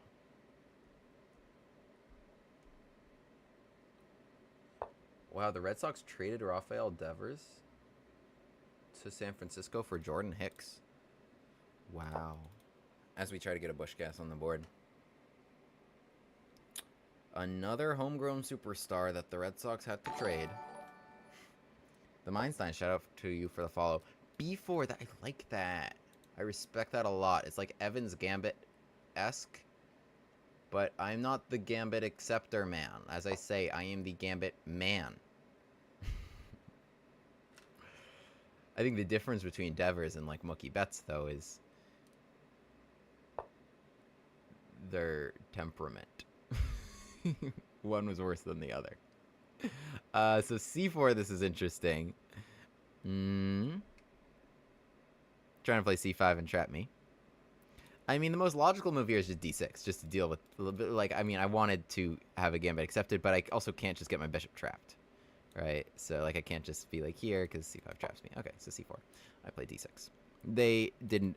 No, also, the thing about when I play my viewers is my viewers are also gambit chads very often, and they're not accepting gambits either.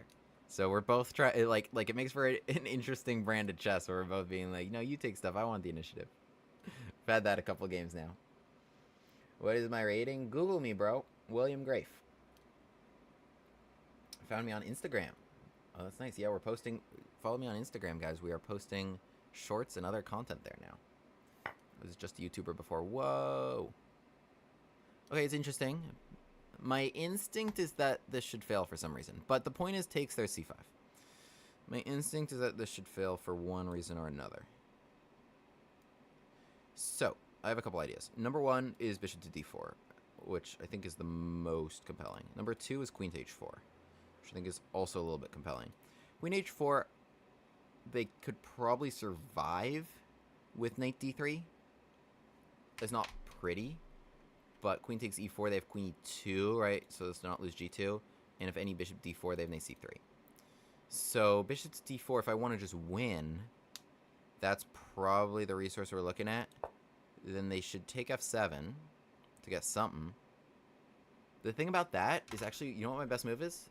It's queen f6. Because if I go king takes f7, then there's actually a lot of stuff I have to deal with, like queen to h5 check. If I go g6, there's queen d5 check, which can win my bishop. Remember, my bishop's unprotected. So, right, they played c4 and b4, and what those moves do is they invite me to maybe come here, just right past those pawns and look at that rook. So knight takes f7, queen f6 is actually probably a really nice antidote, and I don't even need the rook as a resource there, because after queen d2 to defend mate, then I'll just take f7 really cleanly, and then I'll also take attention to the rook. So yeah, I think this was probably not the best idea. So knight takes f7. Right, I don't even need to give him king takes. Let's go queen to f6 as the cleanest option here. Threatening checkmate. Now, if I were white and I wanted to make things spicy, I might go here. Maybe so that I could go like king d1, and maybe there's still some complication. But I don't think there's much. I mean, g6 is one of several moves that deals with that.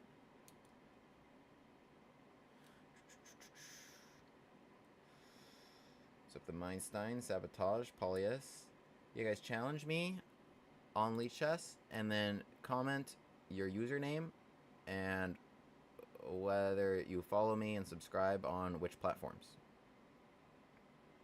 Based off of that, I'll accept your challenge. Honestly, your analysis is pure gold, mate. Thank you so much, Tim. I'm looking on Leech Chess, can't find it. I'm wgraif, bro. Wgraif. Knight takes d6, we're trying to get the most of that. It's check. I'll go c takes d6, because I like where my queen is. Hitting f2, and pressure over here as well. Petrov.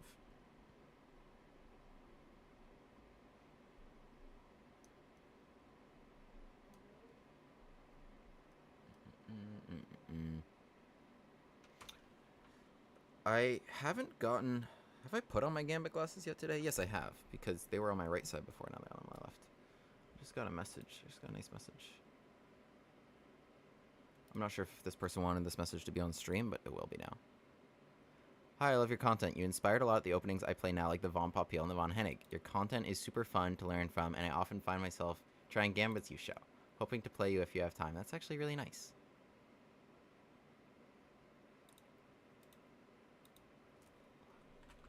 I love it. Challenge me after this game.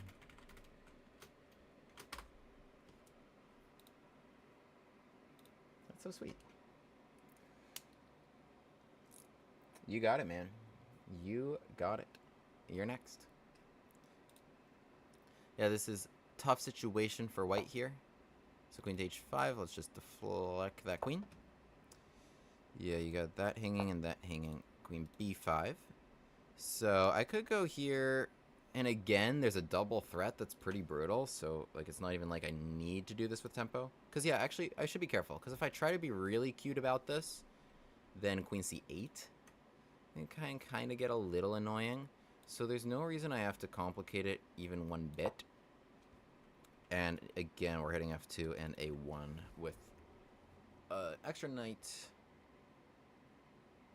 Yeah, so my opponent, I think, got a little, like, was really trying to force it in the opening with, like, in this position, like, really just trying to go after my bishop, trying to trap it, knight takes e5. But there's a lot of counter strikes here, and I think if you're white, you got to just develop your pieces and castle your king. Because they were really, really trying to go after this bishop, but this resource didn't quite work out for them. Here, knight takes e5, right? They were looking at making this trade. But, yeah, just jumping bishop to d4, A, not getting trapped, and B, like, now all three of these guys are problems. And then queen f6 as an additional resource was pretty nice. I'll show that in a moment. Knight c3 played. So, f2 is hanging. as is even just takes and queen takes, and then the rook is hanging on the other end. So, for example, let's go... I mean, both of these are extremely strong. Let's go queen takes f2. Just trying to demonstrate something using all my pieces. If in this position now, bishop to g4 would be the end of the game if they recapture on c3. Because the queen is cut off this way. And bishop e2, queen takes e2, checkmate. Otherwise, rook b1. Now... Oh, okay, well, I don't have the d4 check on the king on c2. This is pinned. But yeah, like I was saying here, knight takes f7. Again, this was a moment to be precise, because king takes f7 gives white a chance here with queen to h5. g6, queen d5, right? The bishop's unprotected, so you don't want to fall for that. You would be losing all of a sudden. Still, you're probably okay if you jump back to f8, but much better was queen to f6, threatening here, here, and here, and this is just quite nice. So they play your h3, taking away bishop to g4. Okay, I mean, I might just keep eating. Like, I could go here, but I'll probably just keep eating. We're just up a ton of material. I mean, it is a rook and 2 knights. It is 1 rook and 2 knights. We are ahead now. And our king is still chilling. Didn't I miss main 1 just now? No. Because queen takes f2, I played it. But there was king d1. And bishop to g4 is not mate. They could cover on e2 or come to c2. So bishop to e2 played.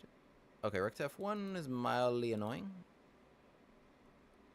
I mean, no reason you wouldn't just go into an endgame if you're ahead this much material.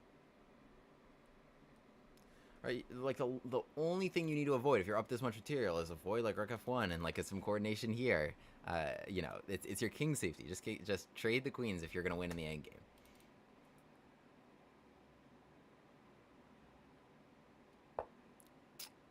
Yeah, swap between defensive moves and counter strikes. It's a good way to put it. It's a good way to put it.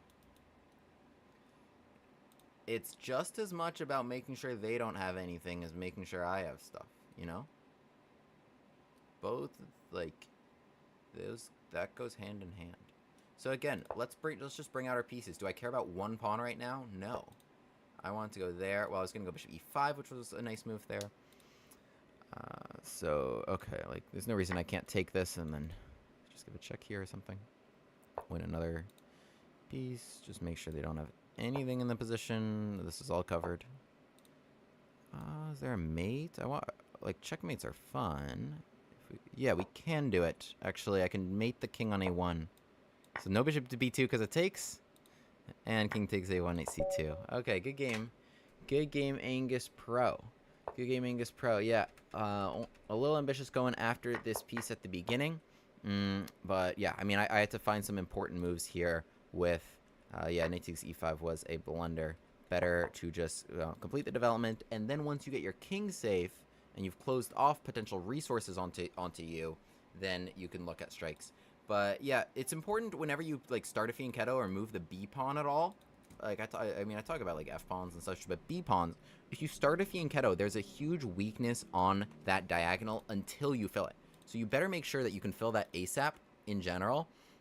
And conversely, if your opponent does that, that's something you should look for. Like, it can be very annoying to get hit like that where you can't just like play bishop to b2 because you're gonna get taken. So a big moment of weakness along that diagonal as soon as like that's moved, and it's a resource to look out for. So with knight takes e5, like bishop to d4 is really at the forefront of my mind. And here again, this nice move, queen to f6, not grabbing the knight just yet, but actually just dodging our queen hanging, threatening mate, and taking the knight in a very clean fashion while maintaining a lot of resources. Dish cakes for the follow on Twitch. Shout out to you. Okay, and in general, we cut off our opponent's resources. Good game. All right. Pretty flower. I promised you a game. Good luck.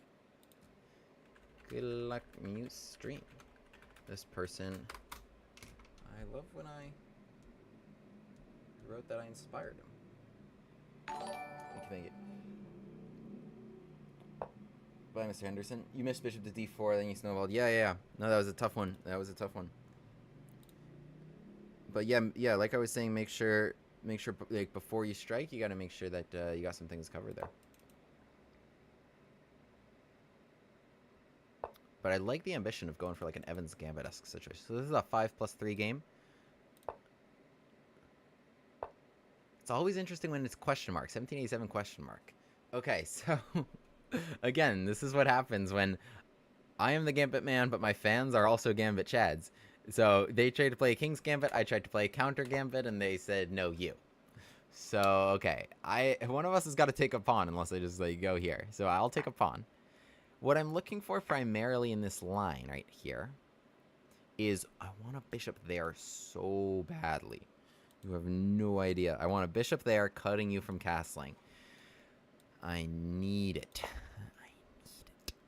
So what we're going to do is we're going to try to use a knight to support it. So if e5, I'm going to jump in probably knight e4 and look for bishop c5. If e takes d5, what I was thinking is not even just taking and then allowing like a queen trade, none of that. Or even knight c6, which is a nice little move because I can do it without getting my knight taken, none of that either. I was just going to go knight d7 because my bishop on c5 is just going to be so strong. That's kind of what I was thinking. Okay, e5 played. Now I've got a lot of options. I got c5, knight c6, blah, blah, blah. Well, my favorite is just knight e4. And then this is nice. Knight supports there. And then we're looking at that. We're looking at that. Suddenly, the fact that you've moved this f-pawn seems a little dangerous that you've opened this up. So knight f3, logical move. Okay, it takes away queen h4 as a resource. But also a logical move is bishop to c5 here. I like that square. Maybe you might argue it's good you don't have a pawn there, because I'd just take it at this point. You like knight c3 against the Falk Bear counter gambit. I'll move 3. Rochelle Magri with the subscribe on YouTube. Thank you so much.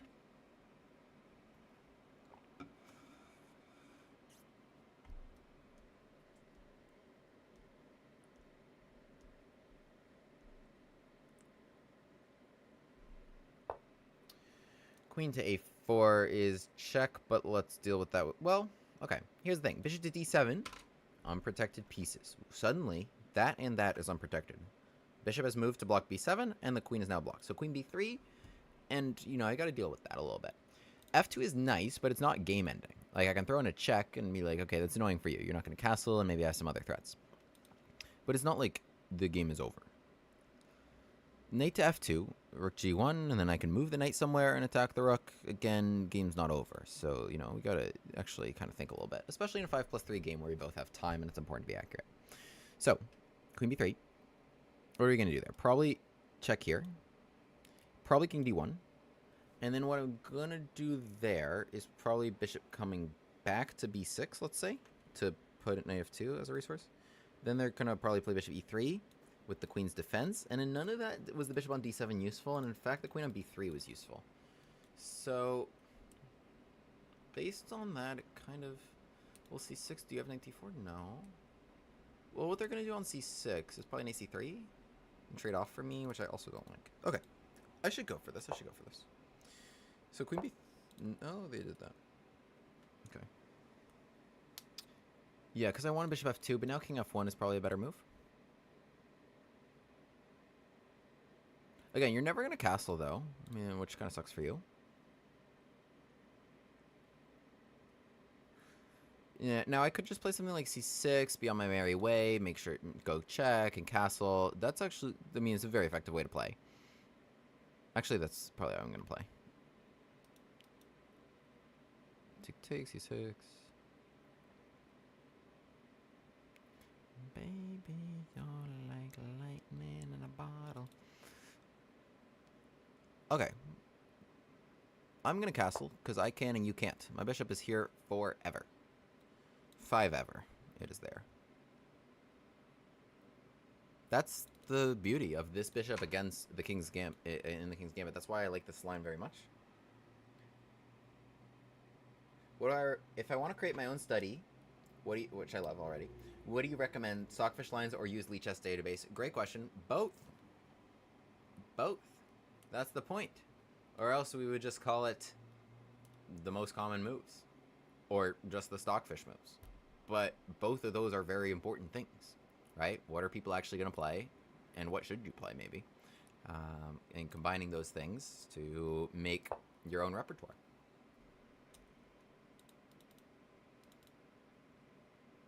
Now, of course, like, you know, there's more to it that you can throw in, but absolutely both. Get a little creative with it. You want to surprise them. Okay, rook f1, nice move, because I was going to play bishop f2. So now, if you have some time, you can escape, right? If you have some time, you can escape. So we're going to be like, okay, the king is there. What's the logical move? What do we want to do now? We want pawn trades. We want to open files where their king is. f6 absolutely is the move here. Our king is safe. We got it out of the center. Now we want the center to open up. Because they are a few moves away from escaping, we want to make sure you do not escape. So you're playing rook f1. They realize they can't get out this way. I didn't lead their queen to b3, where there was bishop to e3 as a nice resource. Knight to d4 was impossible to play owing to like queen to h4 check, g3, and knight takes g3. Right, knight needed to eye the h4 square. So they play rook f1 so that I can't just play bishop f2 and permanently stop castling, which I was probably going to do, and then bring the bishop back to b6, and then play f6. So rook to f1. But now here comes the race. Can you get out of here in time? So knight to d2. Now I have a lot of resources to play with, like this bishop and this here. I'm not going to take it, because taking helps you. Bishop takes d2 and castles, so I'm not going to help you. Let's instead just play pawn takes e5. Let's just go with the openings here. Now, actually, I might have blundered, because takes e4, there will be queen c4 to pay, and I made that opening onto my own king by playing f6, and I didn't realize it. Maybe I didn't blunder, though. Okay, let's say this happens. Like, takes, check, king h8, takes, and then I take f3, right? Something like that. This is not going to end well for them. This is not, like, you can't be playing with fire, have like, dynamite blowing in all different directions when your king is in the middle. It's not going to end well. It's not going to end well. For example, knight c3. Knight c3, queen b3. I mean, do you really lose? I feel like I invite the queen onto a nice square a little bit. Which I don't really mean to do, because the queen points onto my king. I mean, I understand, because you want bishop b2, right? You want to fill that in, but we were actually just talking about this principle. I do understand it. Something I can do here is bishop f2 check, actually. So then we trade everything on f2. Then let's say I play e4. It's actually kind of not a bad idea at all. e5. Play knight c3 first. Queen b3. Knight takes b5. Pawn takes c5.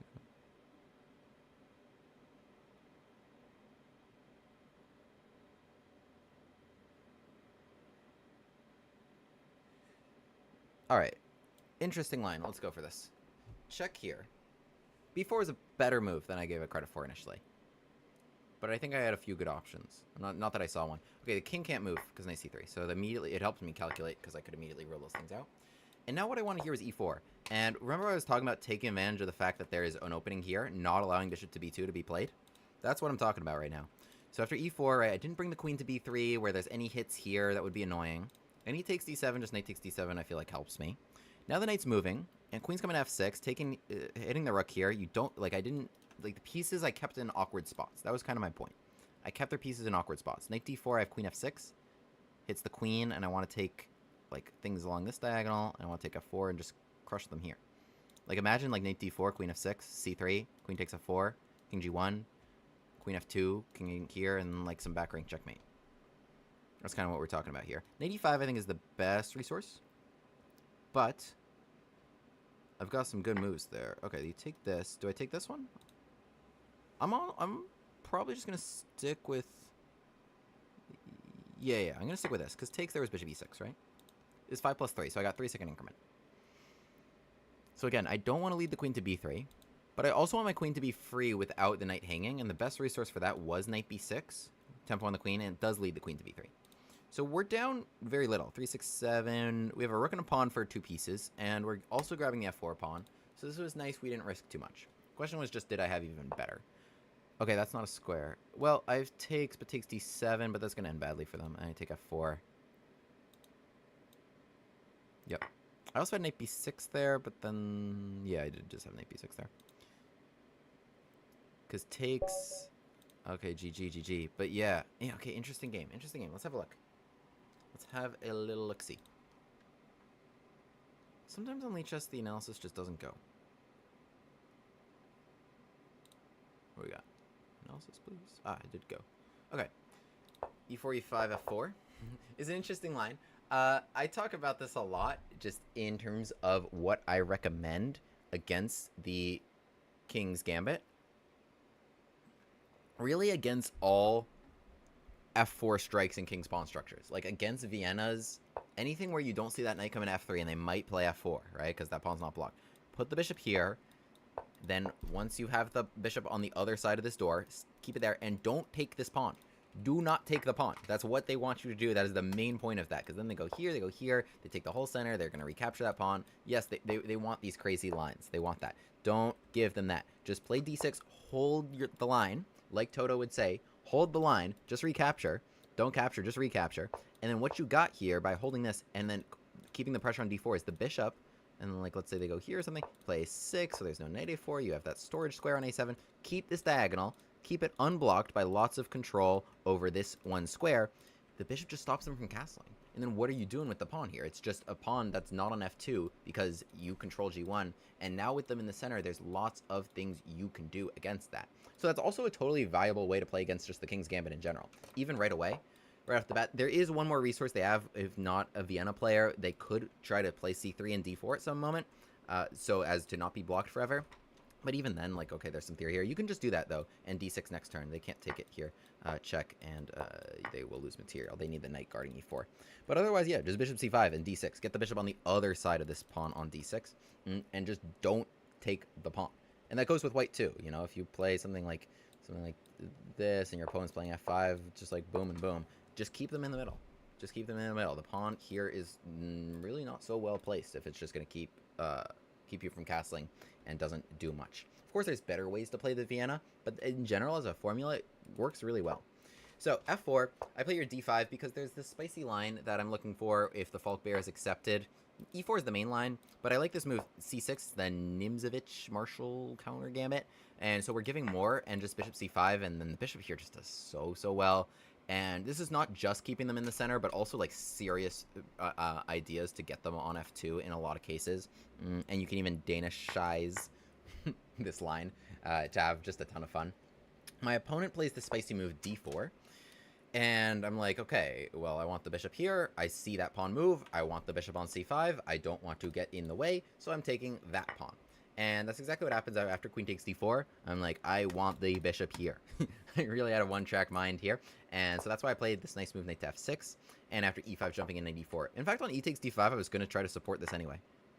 Knight takes d5 is the top move, but I was going to go here. I was going to go here, like, and let's say knight to f3. Yeah, give me this. Give me this, please. And I was going to castle. Yeah, it sucks. It's, however annoying you think it is, it's so much more annoying. Your king cannot castle, and I will get you in the center. And you have all these openings onto your king. You've played f4, so that gives me this resource as well. But yeah, you're stuck. You're stuck. You're stuck. It's tough. e5, this looks okay for white. Like, okay, oh, you have like a nice little structure here. But after knight to e4, like, it really supports bishop c5 and lots of ideas this way. So there's two diagonals moving your f-pawn opens, and there's two main downsides of it. One is this diagonal, right? That, okay, there's no pawn in the way. It can keep you in the center. The other that can punish you in the center, like let's say this did something random, is queen h4. Right? So oftentimes queen h4, oh, just g3 can kind of deflect that, unless there's like queen h4 check winning the bishop or something like that, imagine. But if you have control of g3, then okay, you have knight takes g3 as a follow-up. And so that's what the knight here does with the pin onto the rook here, takes and takes. Right? So that's something to watch out for, and, you know, white would need to fortify that. In the game, that's why they play knight to f3 to stop that. But I have other resources cooking here. After bishop to c5, this is minus 1.5, but honestly, from a practical perspective, I think it's even worse. I think this is really, really tough because you're so far from castling, and it's just so easy for me to play, and I didn't risk anything. I didn't gambit anything, actually, to get this position. So I think it's already really tough, sort of king's gambit, if you're white.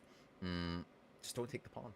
Queen to a4 check. Here I played bishop d7, which actually wasn't the top move. The engine wanted c6. I was thinking about c6 because it's very solid and gives me options for bishop to g4, potentially taking that knight and going queen h4. Another thing it allows is queen b6, an additional resource along here. So that's nice. But bishop to d7, bishop to b5 played. Okay, I still have all the benefits of the prior position here.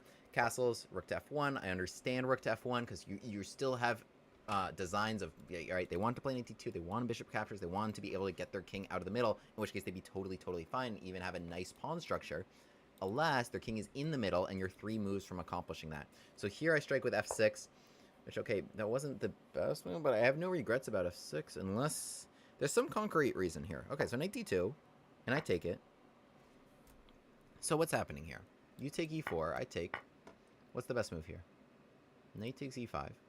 I guess I didn't open things the way I wanted. I wanted like these to kind of trade more. But here it kind of kept things a little closed. The problem for me, I think if I had my king on h8 and like we had the same position, yeah, okay, totally different evaluation. -3. More. The problem for me is that my king is not safe. There's all these resources now of like queen c4 check. It's the knight with the queen here, and then there's knight f7. There's a hit on my bishop here. Right, so I take it, right, because there's now 3 attackers on d7.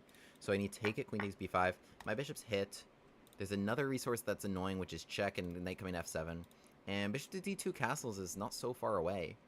And with queen to h4 check, I mean, you're really just talking about just this one pawn, and it's not going to be enough. So yeah, the problem is like that my king is actually unsafe. That's actually the problem. In this position, like my king is a problem here. Because I played f6 and then this becomes open. So what you should look for if you're white here is this move, particularly because of the opening here, and I have another unprotected piece as soon as that knight goes away, which is this, and gives another resource, which is queen to c4 check, and you can combine those to really sway the whole evaluation of this position dramatically. Resource 1, this diagonal. Resource 2, unprotected pieces. Create both those things with this move, knight takes e4. And then with knight takes e5, you add like another resource, which is the knight potentially combining with the queen on f7. So you're really just thinking in terms of that, really can guide you towards the best move. Of course, hindsight is 20/20, but like there's logic to this. It's not just recommending random things, right? If white were to just play knight takes e5 without doing any of that, then okay, the best move here is knight to f6, just dodging that trade, keeping you far from castling. There's no openings here. There's like, okay, there's unprotected, but there's nothing you can do about it.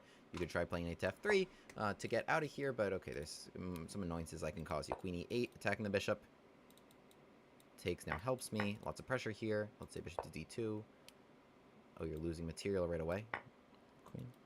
Queen's hanging. This is check, and you're losing material. Interesting. So, yeah. Interesting stuff here. b4, which was a creative move, because the first thing I thought about with b4 was, ooh, well, that's a fancy little fork. But after queen to b3, suddenly these captures are not very comfortable. Takes here, there's like this, like, it's the problem is my king. I lead the queen to b3, which is really bothersome, actually, and then I've got this hanging as well. So the best move was, okay, something along the lines of what I did here, which is bishop to f2 check, and I kind of like this decision on my part, because it was very forcing. And, like, yes, there's some complicated lines I could play, like bishop to d4, like, so that they can take, and then, I would say take, and then knight c3. That's actually pretty nasty, so that then I can recapture and hold the knight here, which, in a great square, defending d5. Tough stuff. Bishop to f2 is just forcing. Just, like, look at checks, captures, threats. Bishop to f2 is the most forcing move. You don't have king e2 or king d1, you can immediately rule those out because of that fork. I already saw knight c3 as a resource. So what we got here is just this very simple trade, drawing the king onto a very poor square. And then with e4, I didn't bring the queen onto a nice square. And already here I have a rook and pawn for bishop and knight, so I'm not risking too much. And again, f4 is hanging as well, with you know, all these pieces kind of placed poorly. And the additional resource I have is now b4 looks very stupid, because I got the bishop out of the way. Queen f6 with the rook hanging, now trying to take on f4 as well. So this all just like looked aesthetically very nice, and it is very nice. This position should be winning for black. So takes d7, good choice here. Knight takes d7, and now here they have to be very precise. The best move was actually just queen b3 and giving the knight. So I think that gives you sort of indication here. Queen b3, yeah, trying to take d5 and cause some problems, or at least defend here, or at least so queen f6, you have bishop to b2 as a resource against that, defending the bishop. But okay, knight g5 was played, and okay, you're just losing this. You don't. This isn't a nice trade, because the thing is, oops, after queen takes f4 check, with the combined power here, you will be getting checkmated with the bishop still there. The rook is not guarding the first rank, so I do have some nice resources like that. So yeah, an interesting 16-move battle, but yes, get the bishop here, cut them from castling, and then attack the king where they are, but make sure you're aware of resources and other forcing ideas. People ask me all the time, like, you know, how to calculate and spot these tactics. A, it's doing lots of tactics, but B, it's kind of evaluating all these resources quickly, like, you know, openings onto the king, unprotected pieces, like, you know, ideas of knight c3, things like that is combined with all those things. That's how the tactics come together. It's being aware of what you're trying to put together. Okay, good game. Starries, checkmate insurance. I see challenges from both of y'all. Starries, I think you've been waiting a long, long time. So 3+3, I will accept that challenge. Good luck. From Canada. Oh, Canada. Tyler Ross, I love your content. I have to thank Jimmy Christensen for showing me your channel. Shout out to you. Shout out to Jimmy Christensen, my guy. Oh, I'm white. I gotta move. Love that. How do I get the symbols? Is that a new feature? Shout out to SideRight for Google Lichess Tools, or just search that in Chrome extensions. Search that in Chrome extensions, and you'll see.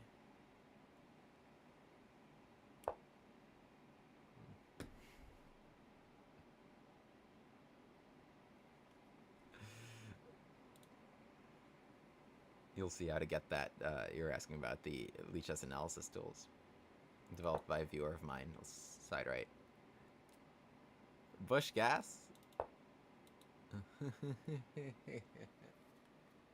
I love it. I don't even know what to do. I love it. What's like a spicy line I could play here? Okay, let's go for it. I mean, I'm not gonna be that guy who plays D3. What do you got? Knight C6, right? Okay. Okay. Oh, this is so fun. He wrote, "This is as far as I've memorized." Oh, that's not good. You don't want to cut your... You don't want to cut it off there. You don't want to cut it off there. Okay, let's go... Let's go with bishop takes f7. Let's go with bishop takes f7. So I've given both of these moves on my channel. King f8 is objectively the better choice, because king e7 has like a very difficult refutation to spot. So king f8 played. Okay, I'm gonna play... I know like the absolute best moves to play, but I'm gonna play what I know is a nice counter gambit, because I want to don the gambit glasses. I'm just gonna give you this. I'm just gonna give you the knight, straight up. Because I don't want to just be like... He actually just told me this as far as I memorize, so I don't want to use that against him. But now we're both in theory. Now I get to don the gambit glasses. I am down a piece for 2 pawns. Right? So of course, like, the main stuff would have just been with knight takes, d takes, and then retreating the bishop. But then with this all opening up, there's very powerful stuff coordinating on f2 very quickly. We could talk a lot about that after. So knight c6 played. What I'm gonna do here, I think, because I could play like c3 to play d4, right before I was starting to trap it. I'm now gonna play this move e5, because knight takes e5 at d4. So this seems pretty nasty. Hard to do something. In fact, I've definitely won a piece here, because knight can't really go anywhere. Because queen to f3 check, and coming into f7 seems not good. I think bishop to e7 if you really want to keep a piece. So they take it. Yeah, so they have to give the piece back.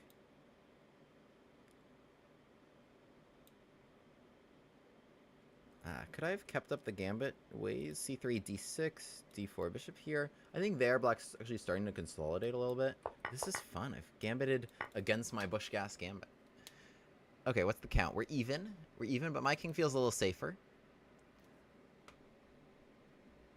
But, okay, it's not so bad for them.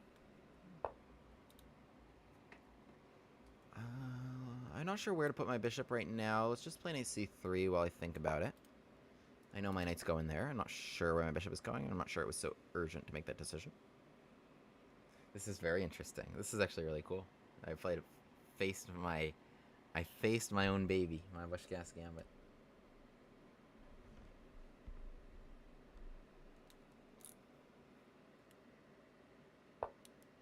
Bishop to f5, okay. So their king can't castle, and my light square bishop here has actually been doing just a phenomenal job. In fact, I'm very aware of, like, maybe ideas like this.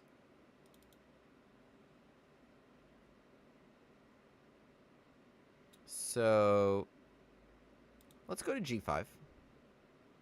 Thing is, do I have a good response if they just come h6? There you go, f4 and h6. Let's come here.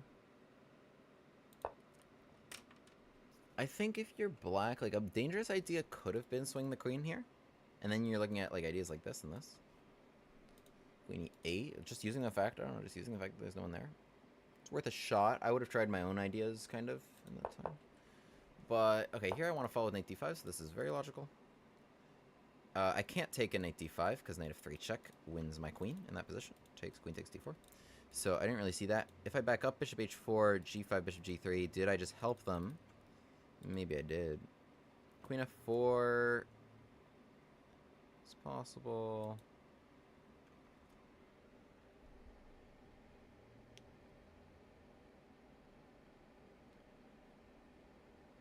Alright, well, we're even on pawns here. So I actually can't wear these. Alright, let's just back it up. Bishop f4. I mean, h6 didn't really change much if knight g6 right now. They go that way. But queen c4 now may be annoying. Knight a5 is something we gotta watch out for, but right now I'm threatening that. So queen d7. This feels like not what you wanted to face. I probably should have just come here. Because now... Yeah, let's actually...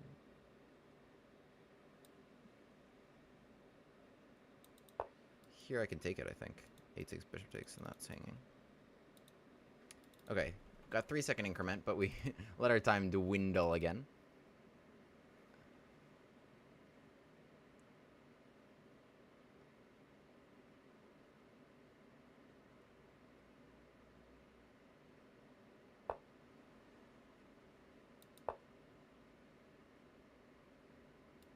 I thought I had something there, but g takes, I think I might have nothing. No, I do. I have queen c3. Hitting f6. So, okay, we get out the way. Maybe that was smart. I'm not sure. But I'm happy that I haven't, like, allowed them to fix this. Okay. Good, good, good. And now let's just kind of stack our rooks if we can't. I can't do that. Just stack them on the E line. Let's go rook e3.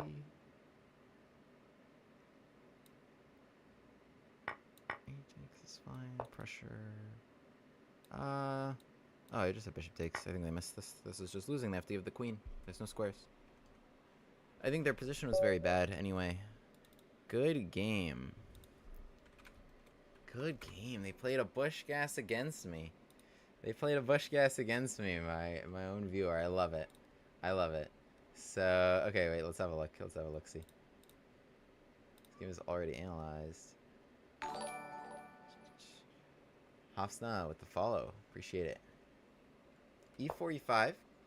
Knight f3, they played a bush gas gambit against me. My own baby. My own baby, the bush gas gambit. Knight takes e5 and knight c6. Lots of fun stuff. It's Stafford-esque, but a little different. A little different. White has some other options here, but we can get them. Or we have other ideas like f5. The super fun line they played here was bishop c4, knight f6, right? So you saw this in action a little bit. Because knight takes e5 looks like such an appealing move. Because it hits f7. You're up a pawn, and you're going to play d4 next. But then here comes knight c6. Crazy move out of nowhere. So we have two ways to take f7. If you just try to bail out here, it's actually not a good bailout. Because d takes c6, the Stafford capture here is extremely powerful. Like with e4 hit, let's say you just play something natural like d3. You can't play d4 because the queen has been opened up onto here, and this is well controlled by black. B, the bishop also was opened up, both of these things by d takes c6, to allow for this, so the queen can't take you. Hit on f2, castles queen h4, black is already winning.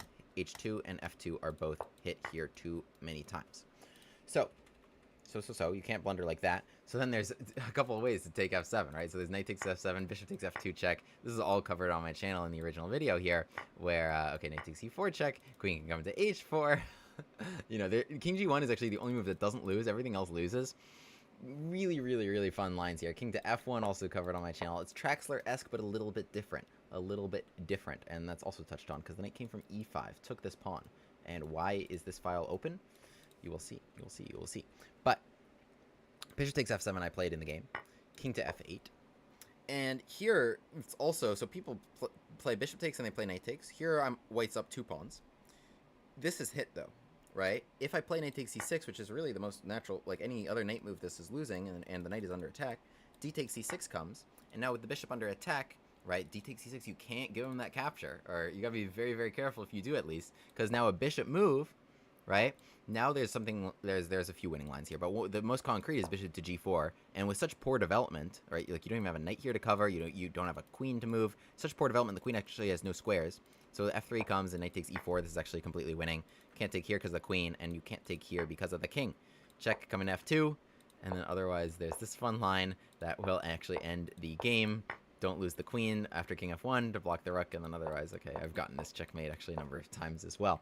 So, we got like so many fun lines here, so many ways for white to go wrong. I went for a very spicy line. Which is castles. I put on the gambit glasses here, because now you took my knight, right? But you didn't get to go d takes c6. This very important capture to open yourself up, which typically you get to do. But now I come back all the way to b3, and I'm actually down material here.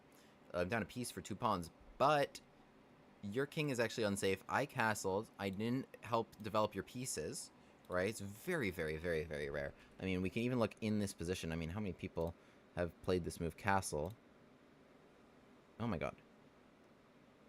Was I the first? There's 1 game here.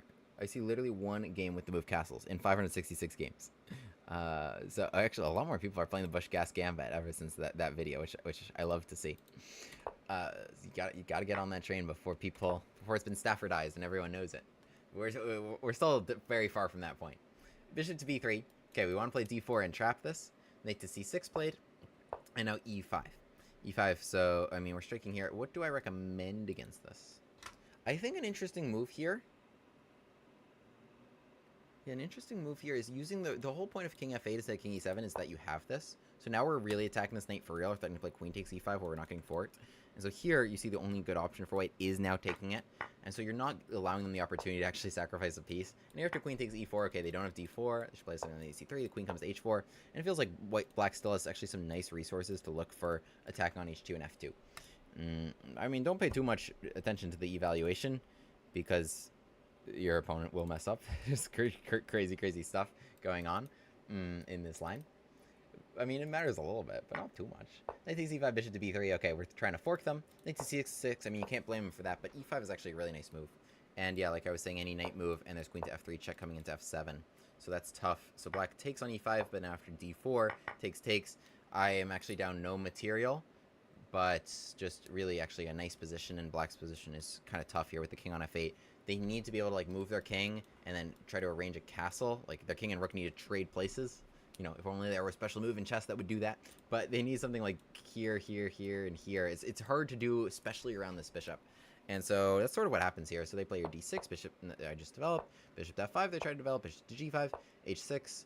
Okay, the engine wanted me to go here. I didn't want to help them do this. But the thing about the pawn g5 is actually that's a hook to trade.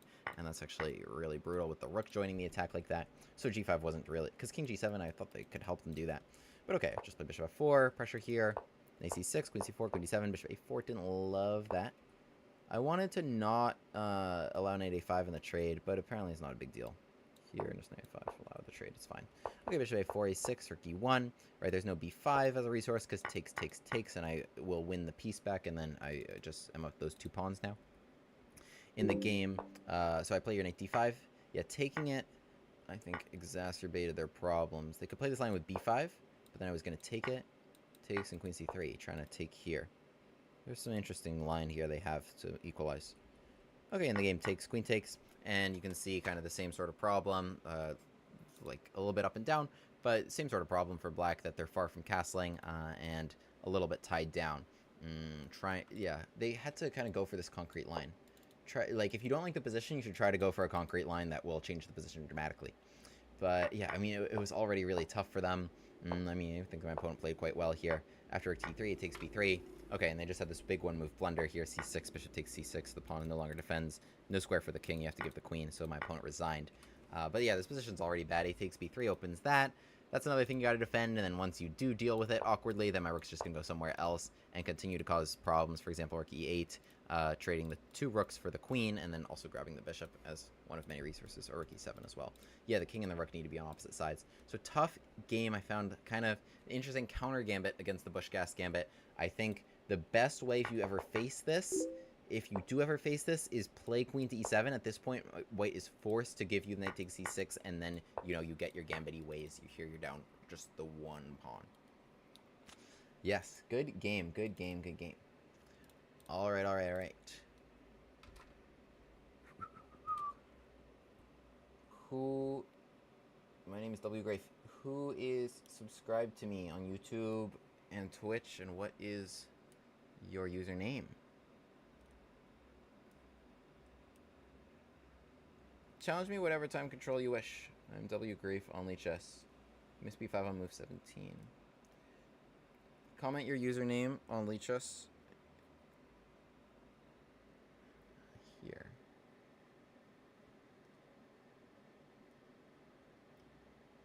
Your checkmate insurance. And you're following there. You got it. 2219. Good luck.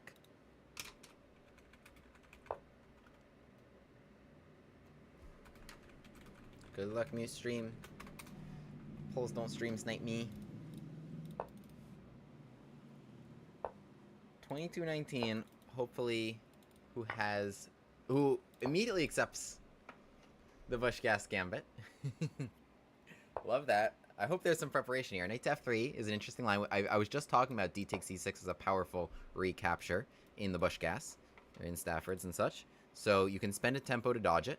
Knight to f3, it threatens d4. d4 is the big enemy of the Bushcast gambit. It cuts off the bishop, so we need to make sure it's not available at all times. It's still not available. d4, I have knight takes d4, and if knight takes d4 there, we trade queens, and then after takes, they are no longer up a pawn. So bishop e2 again threatens d4, but we put our bishop there on g4 in their face. d4, they can play it, but I will castle now at this point, with the rook pinning the pawn to the queen, so takes is no good. So interesting position here. Of course, the engine actually gives an advantage greater than +1, because it's a center pawn we're down. And I love playing this against strong players. And with increment. Increment Gambit Man is no joke. So we castle and castle. We got a few interesting ideas here. Number 1 idea is here, looking at h2. Okay, knight e4 is a good move. Knight e4 is actually a good move. In fact, the way they played knight e4, by playing it now instead of last turn, I think is especially annoying for me. It's especially annoying for me. If I go knight f6, do they go knight g3, queen g6, knight... Alright, I think knight f6 is kind of my only move. I could go bishop b6. I just don't think that bishop's going to be worth the effort. It's kind of actually my honest take on the matter. Let's go knight f6. I think they're going to take this one, which is a good trade for them. It's a good trade for them. That dark square bishop is valuable. If I were white, I would make that trade, and then I would go c3, and then d4 next turn. I think they can pull that off. I would continue, though, putting pressure with rook e8, and then start putting pressure on the light squares.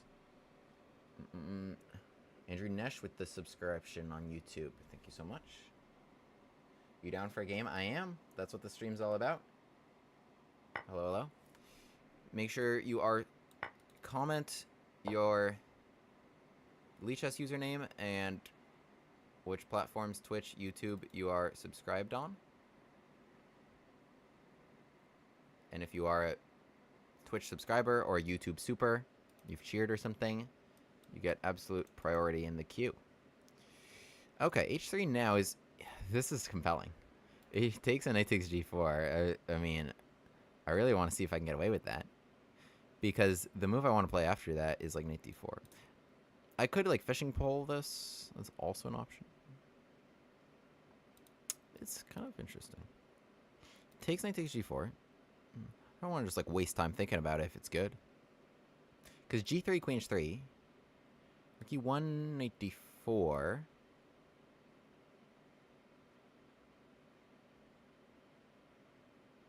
Might just be good. bishop f1. I like it. If I just come back. I don't know. I don't know. I don't know. I do know it's fun. That was my standard for playing it. I think like I could have just kind of taken and kind of pressed my initiative with something like d4 there. Looking at the c2 pawn, c3. Okay, we can make that trade. But then they're getting in d4, right? So that also wasn't it. So I'm lacking the... Oh, they go for it. Oh, knight to h4. I didn't see this move. Okay, they're hitting g4. Knight to h4 is clever. If I play f5, though, you play... or knight here, yeah? I got a few options, but knight here, g3. Basically, I need a good answer to g3. But my answer to g3 is probably g5.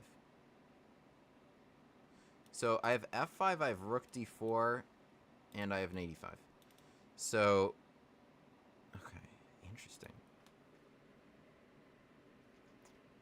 Rook d4 is kind of compelling. g3, g5.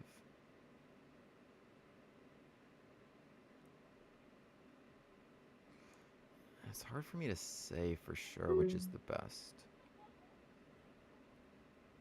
I like this.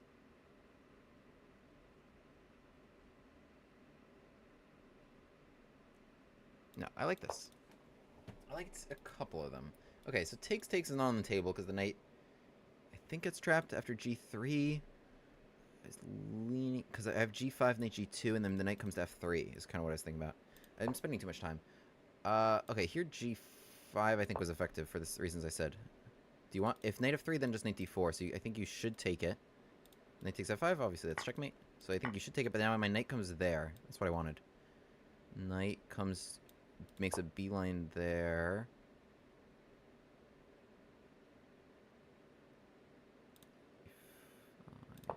Coming here?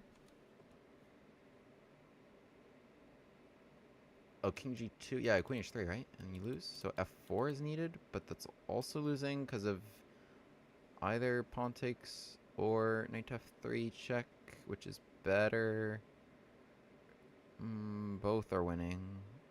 I like knight f3 even better. I think we got him, though. Because check in here, right? I think they missed this. A lot of people make this mistake. They start playing against my clock. Check. Now you gotta take it. King f2, you're definitely gonna get mated. Queen h2. Take it. f2 now would win the queen, right? That's one of the reasons I found this appealing. Queen f1 should be played, but then I'll just take f4. Yeah, so you don't even have time to fortify this. Yeah, I'll just take f4. This is just a check. I gotta be aware of it, like in terms of where I put my queen. Queen f1 so that you don't get mated here. But yeah, wow, interesting game. g7 is spicy, but there's f2. There's f2, I just said that. I don't want to forget about my own ideas. G. Wow, what a battle. What a battle. Let's have a look at this. Let's have a look at this. The Gambit Man, I'm pretty sure, is undefeated against his own viewers today. So, my viewers are good. Not to toot my own horn, but I think that's exactly what I just did. Knight f3, bishop to c5. We got another Bush Gas Gambit on the board. So, knight takes c5, knight c6. Right? Talking a lot about the d takes c6, the Stafford capture, the ideas of like the bishop and the queen opening up, controlling here, knights coming to here. An additional resource you have if you don't like the lines in the Stafford, because that's like a very good way to play against the Stafford. It kind of refutes it. Here and here is the best way to do it. Queen comes to f3, everything's solid. But you have this other idea of, like, let's say they play h3, f5. Opening both of these lines here, putting the rooks here and here, and it's actually very strong for black. In the game. Knight to f3, which is a spicy line. No d takes c6, right? And it looks very good.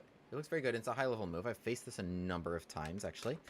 We're playing here d5. We're playing here d5. Because if I do literally anything else, then after d4, this knight on f3 does a great job. You'll note, like, right, the reason the knight on f3 is so important.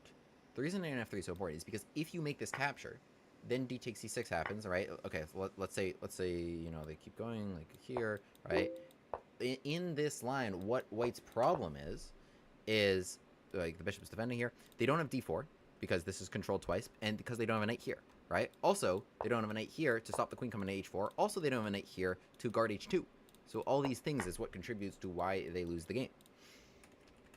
But then in f3, the standard castle defender of your king suddenly solves all these problems, and okay, here d4 and white would be much better. That's why we need strike with d5 right now. So if d4 is played right here, okay, we can play like bishop to b4, or just take this first, and here this is already like a better endgame for black.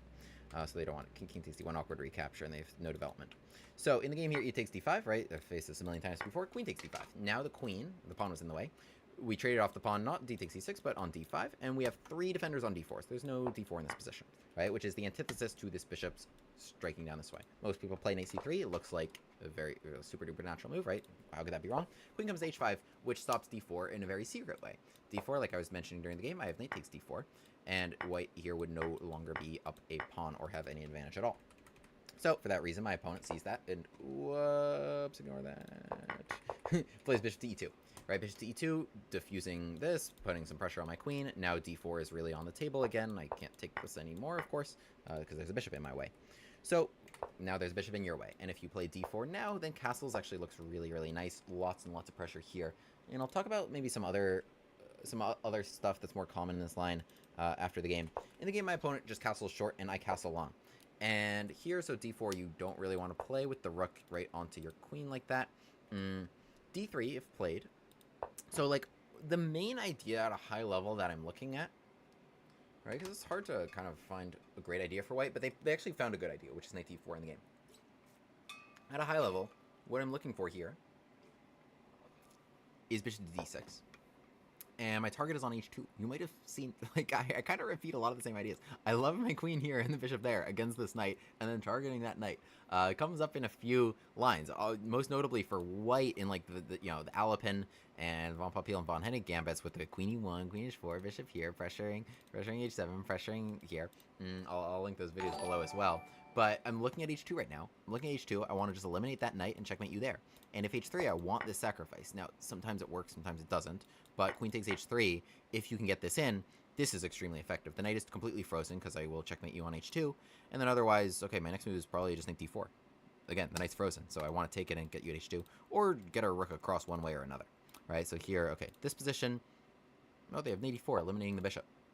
I think the thing is, if they eliminate the bishop, right, like let's say here, and you eliminate the bishop, then you have knight h2 or something like this, and bishop to g4 check. Queen takes g4 and can make some trades. So you can, it's because of the bishop on e2 actually provides some nasty resources here. And also, yeah, in this position, they have this nice move, knight to g5. With the bishop's defense, because they played d3, so they have the bishop's defense, and then they're hitting my queen a couple times here with the bishop on e2. I don't have bishop to g4 as a pullback, which otherwise would work if my king were on b8, but this is check. If it weren't check, then queen h2 would be mate. But otherwise, here we're kind of screwed. Then the queen moves somewhere, and then they just go knight takes h3. So you got to be careful. It doesn't always work. But if you can induce g3, that's good stuff. Now we're talking about h5, h4. We're talking about bring our rook to e8 and maybe taking on e2 and winning this without the pawn defending the f3 knight. So that's fun stuff. Bishop d6 a little premature. A nice move that actually solves all these problems is if you can get in this move f5, right? Let's say they place it now like rook e1. Now, okay, knight f6 first is better, but like I don't know why this isn't good. Now this is more likely that this kind of works.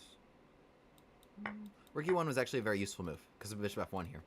let's say they just played like bishop to d2. I don't know. I'm just trying to demonstrate something. Okay, it's now a good move. Bishop to d6. It's really starting to obligate g3 because h3 takes, right. There's no like fancy knight g5 here. You have bishop to g4. You have the pawn here defending g4 and shielding you from checks. So this is winning for black. Otherwise, it's a knight e5 crazy move. I mean, it's very hard to see. Otherwise, g takes h3, queen takes h3. Here, this is winning. All right, there's no knight to e4. There's no bishops coming to g4. So I really like this move in this structure, actually. Almost always. Play that move f5. Very, very useful stuff. Shields you from the checks. Gives you important support on g4. And also stops this knight to e4 resource. And also, if you ever find yourself like in a position like this with the bishop on e3 defending this d4 pawn, it's actually very important because it can give you an idea, like let's say here, to play, yeah, f4 can often be a good move. You can support that first, but f4 can often be a good move. Takes and then crash through here against this. Like, for example, let's say rook e8. Let's say they do nothing again. And now f4, something like this. Okay, bishop d6, still a nice resource. But f4 takes, knight takes d4. This is really, really nice stuff. Here, rook takes d4. Make sure you have g4 supported, which you do, right? This doesn't get them anywhere.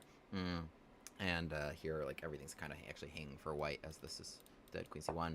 Okay, we can combine a lot of nice resources here with bishop to d6 and now checkmate on h2. So the queen on h5 along with f5, you're looking at a lot of nice ideas here in exchange for just that one pawn.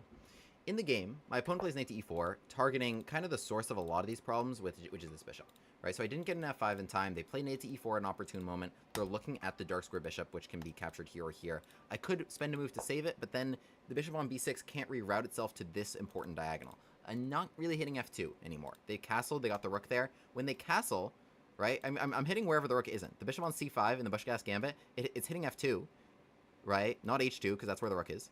But it's hitting f2. Now they castle, the rook is here. And in general, this happens in a couple other lines. Then we just switch here. Like, I'm just switching targets. Okay, the rook's guarding that one. Now I'm switching to h2. But the bishop on b6 can't reroute itself to h2. So knight to e4 is an annoying move. So I'm not going to spend a move just trading it somewhere else. I'm going to spend a move developing here with knight to f6. So they take on c5, queen takes c5. And here they play the ambitious move h3, which actually allows for some fun to happen in the position. I think the best move, I don't have the engine on, but I think the best move is c3. c3 and d4 and gives you a very solid little structure here. I'm right. Yeah, I think I'm right. So, like, let's say now rook e8, I would probably play d4. I could bring the queen to h5, but I can't actually make a threat on h2 without this bishop. And so here, you know, if they play this right, they're probably okay. But if they play this wrong, yeah, I have some nice moves like knight d5. Still playing with my pins. No pawn takes because of that. No knight takes because of that. So, actually, a lot of fun stuff going on here. Knight to e5, still, like, putting a lot of pressure here. But, okay, they can be careful and save themselves somehow. Interesting position. Yeah, c3 actually by far the best move. In the game, h3. And the engine did want, I called it, the engine did want me to take on f3. After bishop takes f3, and then it wants me to go after this pawn, which I also called. So knight d4 wasn't a great move, because c3, and they're doing alright. The point is, c3 needs every time to be followed by d4. If there's no d4 right after c3, and, like, you can just, like, stop that, then this is a very, very bad move. Like, you've just jammed in these pieces forever. But takes, I can't put anything on d3 right now, and they can pre-move d4, and they'll be okay, and just up a pawn. That's why we go to b4, hitting c2 in such a way that if c3, my knight can jump there, right? And okay, we're not hitting the king, but we've really tied down their development, and they need to find some really creative move to preserve any sort of edge, just giving one of these pawns in some weird way. So that, I mean, that's, of course, the engine's top recommendation, but for me, I'm a little bit more ambitious, and I go with the double question mark line, queen to h5. So, okay, they were absolutely right to call me out. They took this. They took this. If they didn't take it, they just played d3, I was going to go with, like, okay, the engine wants me to move my bishop back, but I was going to go with here. I want to, like, take e2, and then, okay, let's say like this. I don't know. I was thinking about ideas like takes, here, knight d4, right? Okay, now I have this pin. I'm hitting f3 so many times. If you take here now, oh, it's just checkmate. It's just checkmate. Okay, fun zone stuff. I was going to tell you, I have knight takes, attacking the queen, and this knight trying to come in queen h2, and then take here and take here, yeah. Interesting. So, queen to h5. Crazy stuff happening. They call me out. They take g4, and I go knight takes g4. Okay, what's going on? Because you can see a huge swing between, like, the best move, second best move, third best move. I'm down a full piece here. I got a pawn for that piece, but I was already down a pawn. So we're down a full piece.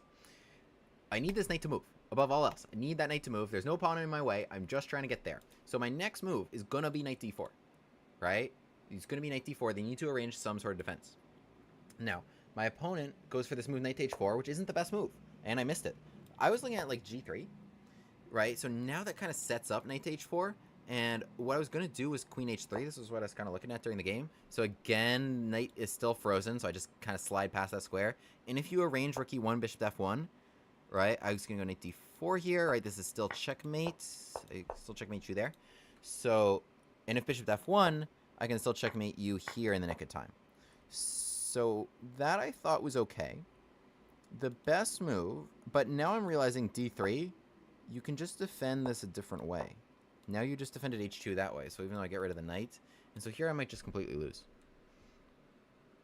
But even against a great player, they didn't see it. I don't know. We just keep up. We just keep it up.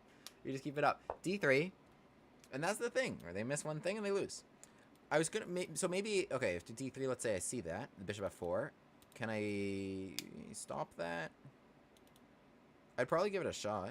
My other idea would be bring a rook around somehow. Let's say g5. Now I put knight d4 back on the table. Let's say bishop takes g5 and rook g8. It's not obvious to me. Now I've got some ideas. Here, knight d4. No. I don't know. Fun stuff, though. Fun stuff. I mean, I'm still going after it. But that was, yeah, d3 is the best move. For that reason, because your next move is the bishop coming to f4. Rook d1 was good because of... Oh, you can just play d3 next turn. And then run your king after check to e2 and survive. Not obvious. That's going to be okay. Okay, knight to h4 in the game. There was one good move here, and we played it. It was f5. It was f5. So, crazy stuff happening here, right? This trade is not going to be good for me. Bishop's going to come to h3 at minimum, and we're just down a piece, because this is check and everything. The thing is, I need both these pieces. So, like, rook to d4, I think they can also just trade on g4 in this case. Or, yeah, there's just g3. The point of f5 is that I need g5 to not allow this to be a good resource. And what f5 does is make sure that after they defend that knight, now with g5, they don't really have a great move, right? So that's the difference here, is that I'm able to have this nice recapture of f takes g4 in the game. Because here this is already bad for them, right? So they play g3 to hold the knight here, because takes, right, is just going to transpose to the game. The knight has no squares, they need g3. G3 here. Now after g5, we're hitting this. Knight takes f5, impossible. So knight to f3, and then we're just back to square one. I'm just playing knight d4. I'm going to make that knight move, and I'm going to get you right there. King g2 is not going to help you because... I can take in rook h1 and then even go there. So you're not up a piece. Unless I got that wrong. It's better here. Takes check here. And open up another file. Okay. In the game, bishop takes g4 played, which makes a lot of sense, and knight just now needs to come to g2 or f5. The problem is this is actually all bad because f takes g4 is a brilliant recapture. We've taken away important squares for the knight. Knight to f5. If they're able to achieve these next two moves, they're totally fine. Alas, we have one great move in this position, and it is knight to e5. With f takes g4, the point is we supported this beautiful f3 square, and they don't have the pieces out right now to contest this beautiful square. King g2, again, the pawn does another great thing, which is support queen to h3 check, so there's no rook coming to h1. The h file will be ours, and we are getting in there. No knight to d4 because the rook is contributing to the game. Knight to g2 is going to be really the exact same story, the knight coming to e5 or d4 and pouring right in there. My opponent continued to battle here with f4, so knight to f3 is not just going to immediately end the game. But, yeah, even better than just en passant, because here... Okay, en passant was also good. But knight to f3 check, I think, was more direct, because this was really just going to be checkmate. So, yeah, it is checkmate. All the pieces are contributing there. So in the game, rook takes f3, pawn takes f3. But, again, you totally lack development. The bishop is not out. Even if you had, like, d3 and you could play, like, bishop to e3, then the bishop could recapture here. The rook could guard the queen, so f2 wouldn't be a resource, right? And you'd have two pieces for the rook, maybe. But here, this is just really brutal, because I'm threatening f2, check winning the queen. And if you play something like queen f1, I take. And then everything's just, like, my rooks are just going to come to f8 and g8. Okay, hopefully without blundering a fork. But the bishop takes f4 is impossible. This is hanging, so this is just completely lost for them. Knight g7 they threw in, but yes, I had this nice move f2. Again, because the bishop has not moved, and they don't have coordination there. So a crazy 19-move battle in a really interesting line in the Bushgas Gambit. My opponent had one really critical error the whole game. Really just the one, because they played everything right to this point. But they needed d3 to look for that bishop f4, bishop to h2 resource, where we would still keep battling. g5, I don't know, takes, and then throw in this. I don't know. It would be interesting. Okay, subscribe if all that goes on YouTube. Long live the Bushgas Gambit. Oh, wrote here in the chat, the game ended up with a very similar position to some Scandi games I played. I thought about just playing d3 and bishop f4 instead of h4, but I miscalculated. Yeah, I mean, it's tough. That was a tricky line. Oh, George Bland with the donation. Shout out to you. Please challenge my Lichess bot, Epimetheus bot. Epimetheus bot. Okay, you got it.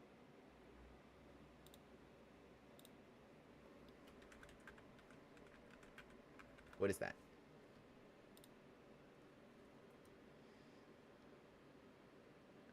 Epimetheus is my attempt at making a chess engine. He's made in C# and runs on my laptop when I feel like it, which is why he's often not online. Okay. I will play this bot. How do I challenge it?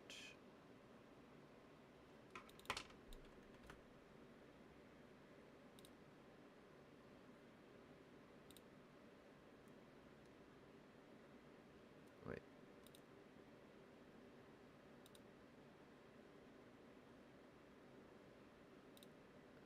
How do I... Isn't there a challenge generally? That I can... Oh, challenge to a game. Okay, let's go. Let's go 5 + 2. Good luck. Challenge declined. What happened there? Challenge to a game.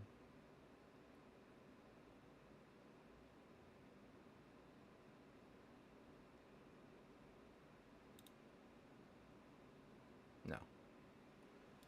Okay. Okay. He does not want to challenge me.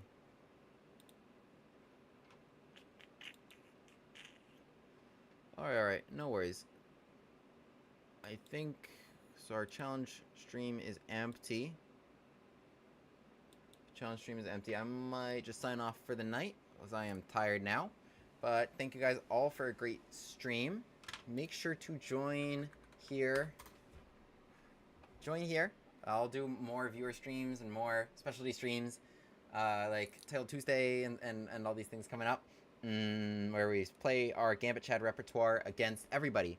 But here, if you struggle against the London, the French, Caro, anything, there is a Gambit against it that your opponent has never seen before, and is awesome. So check out the link tree here for the full repertoire. Join our Discord here where we share games, and it's just an awesome, and more, just an awesome community and everything. Really love it.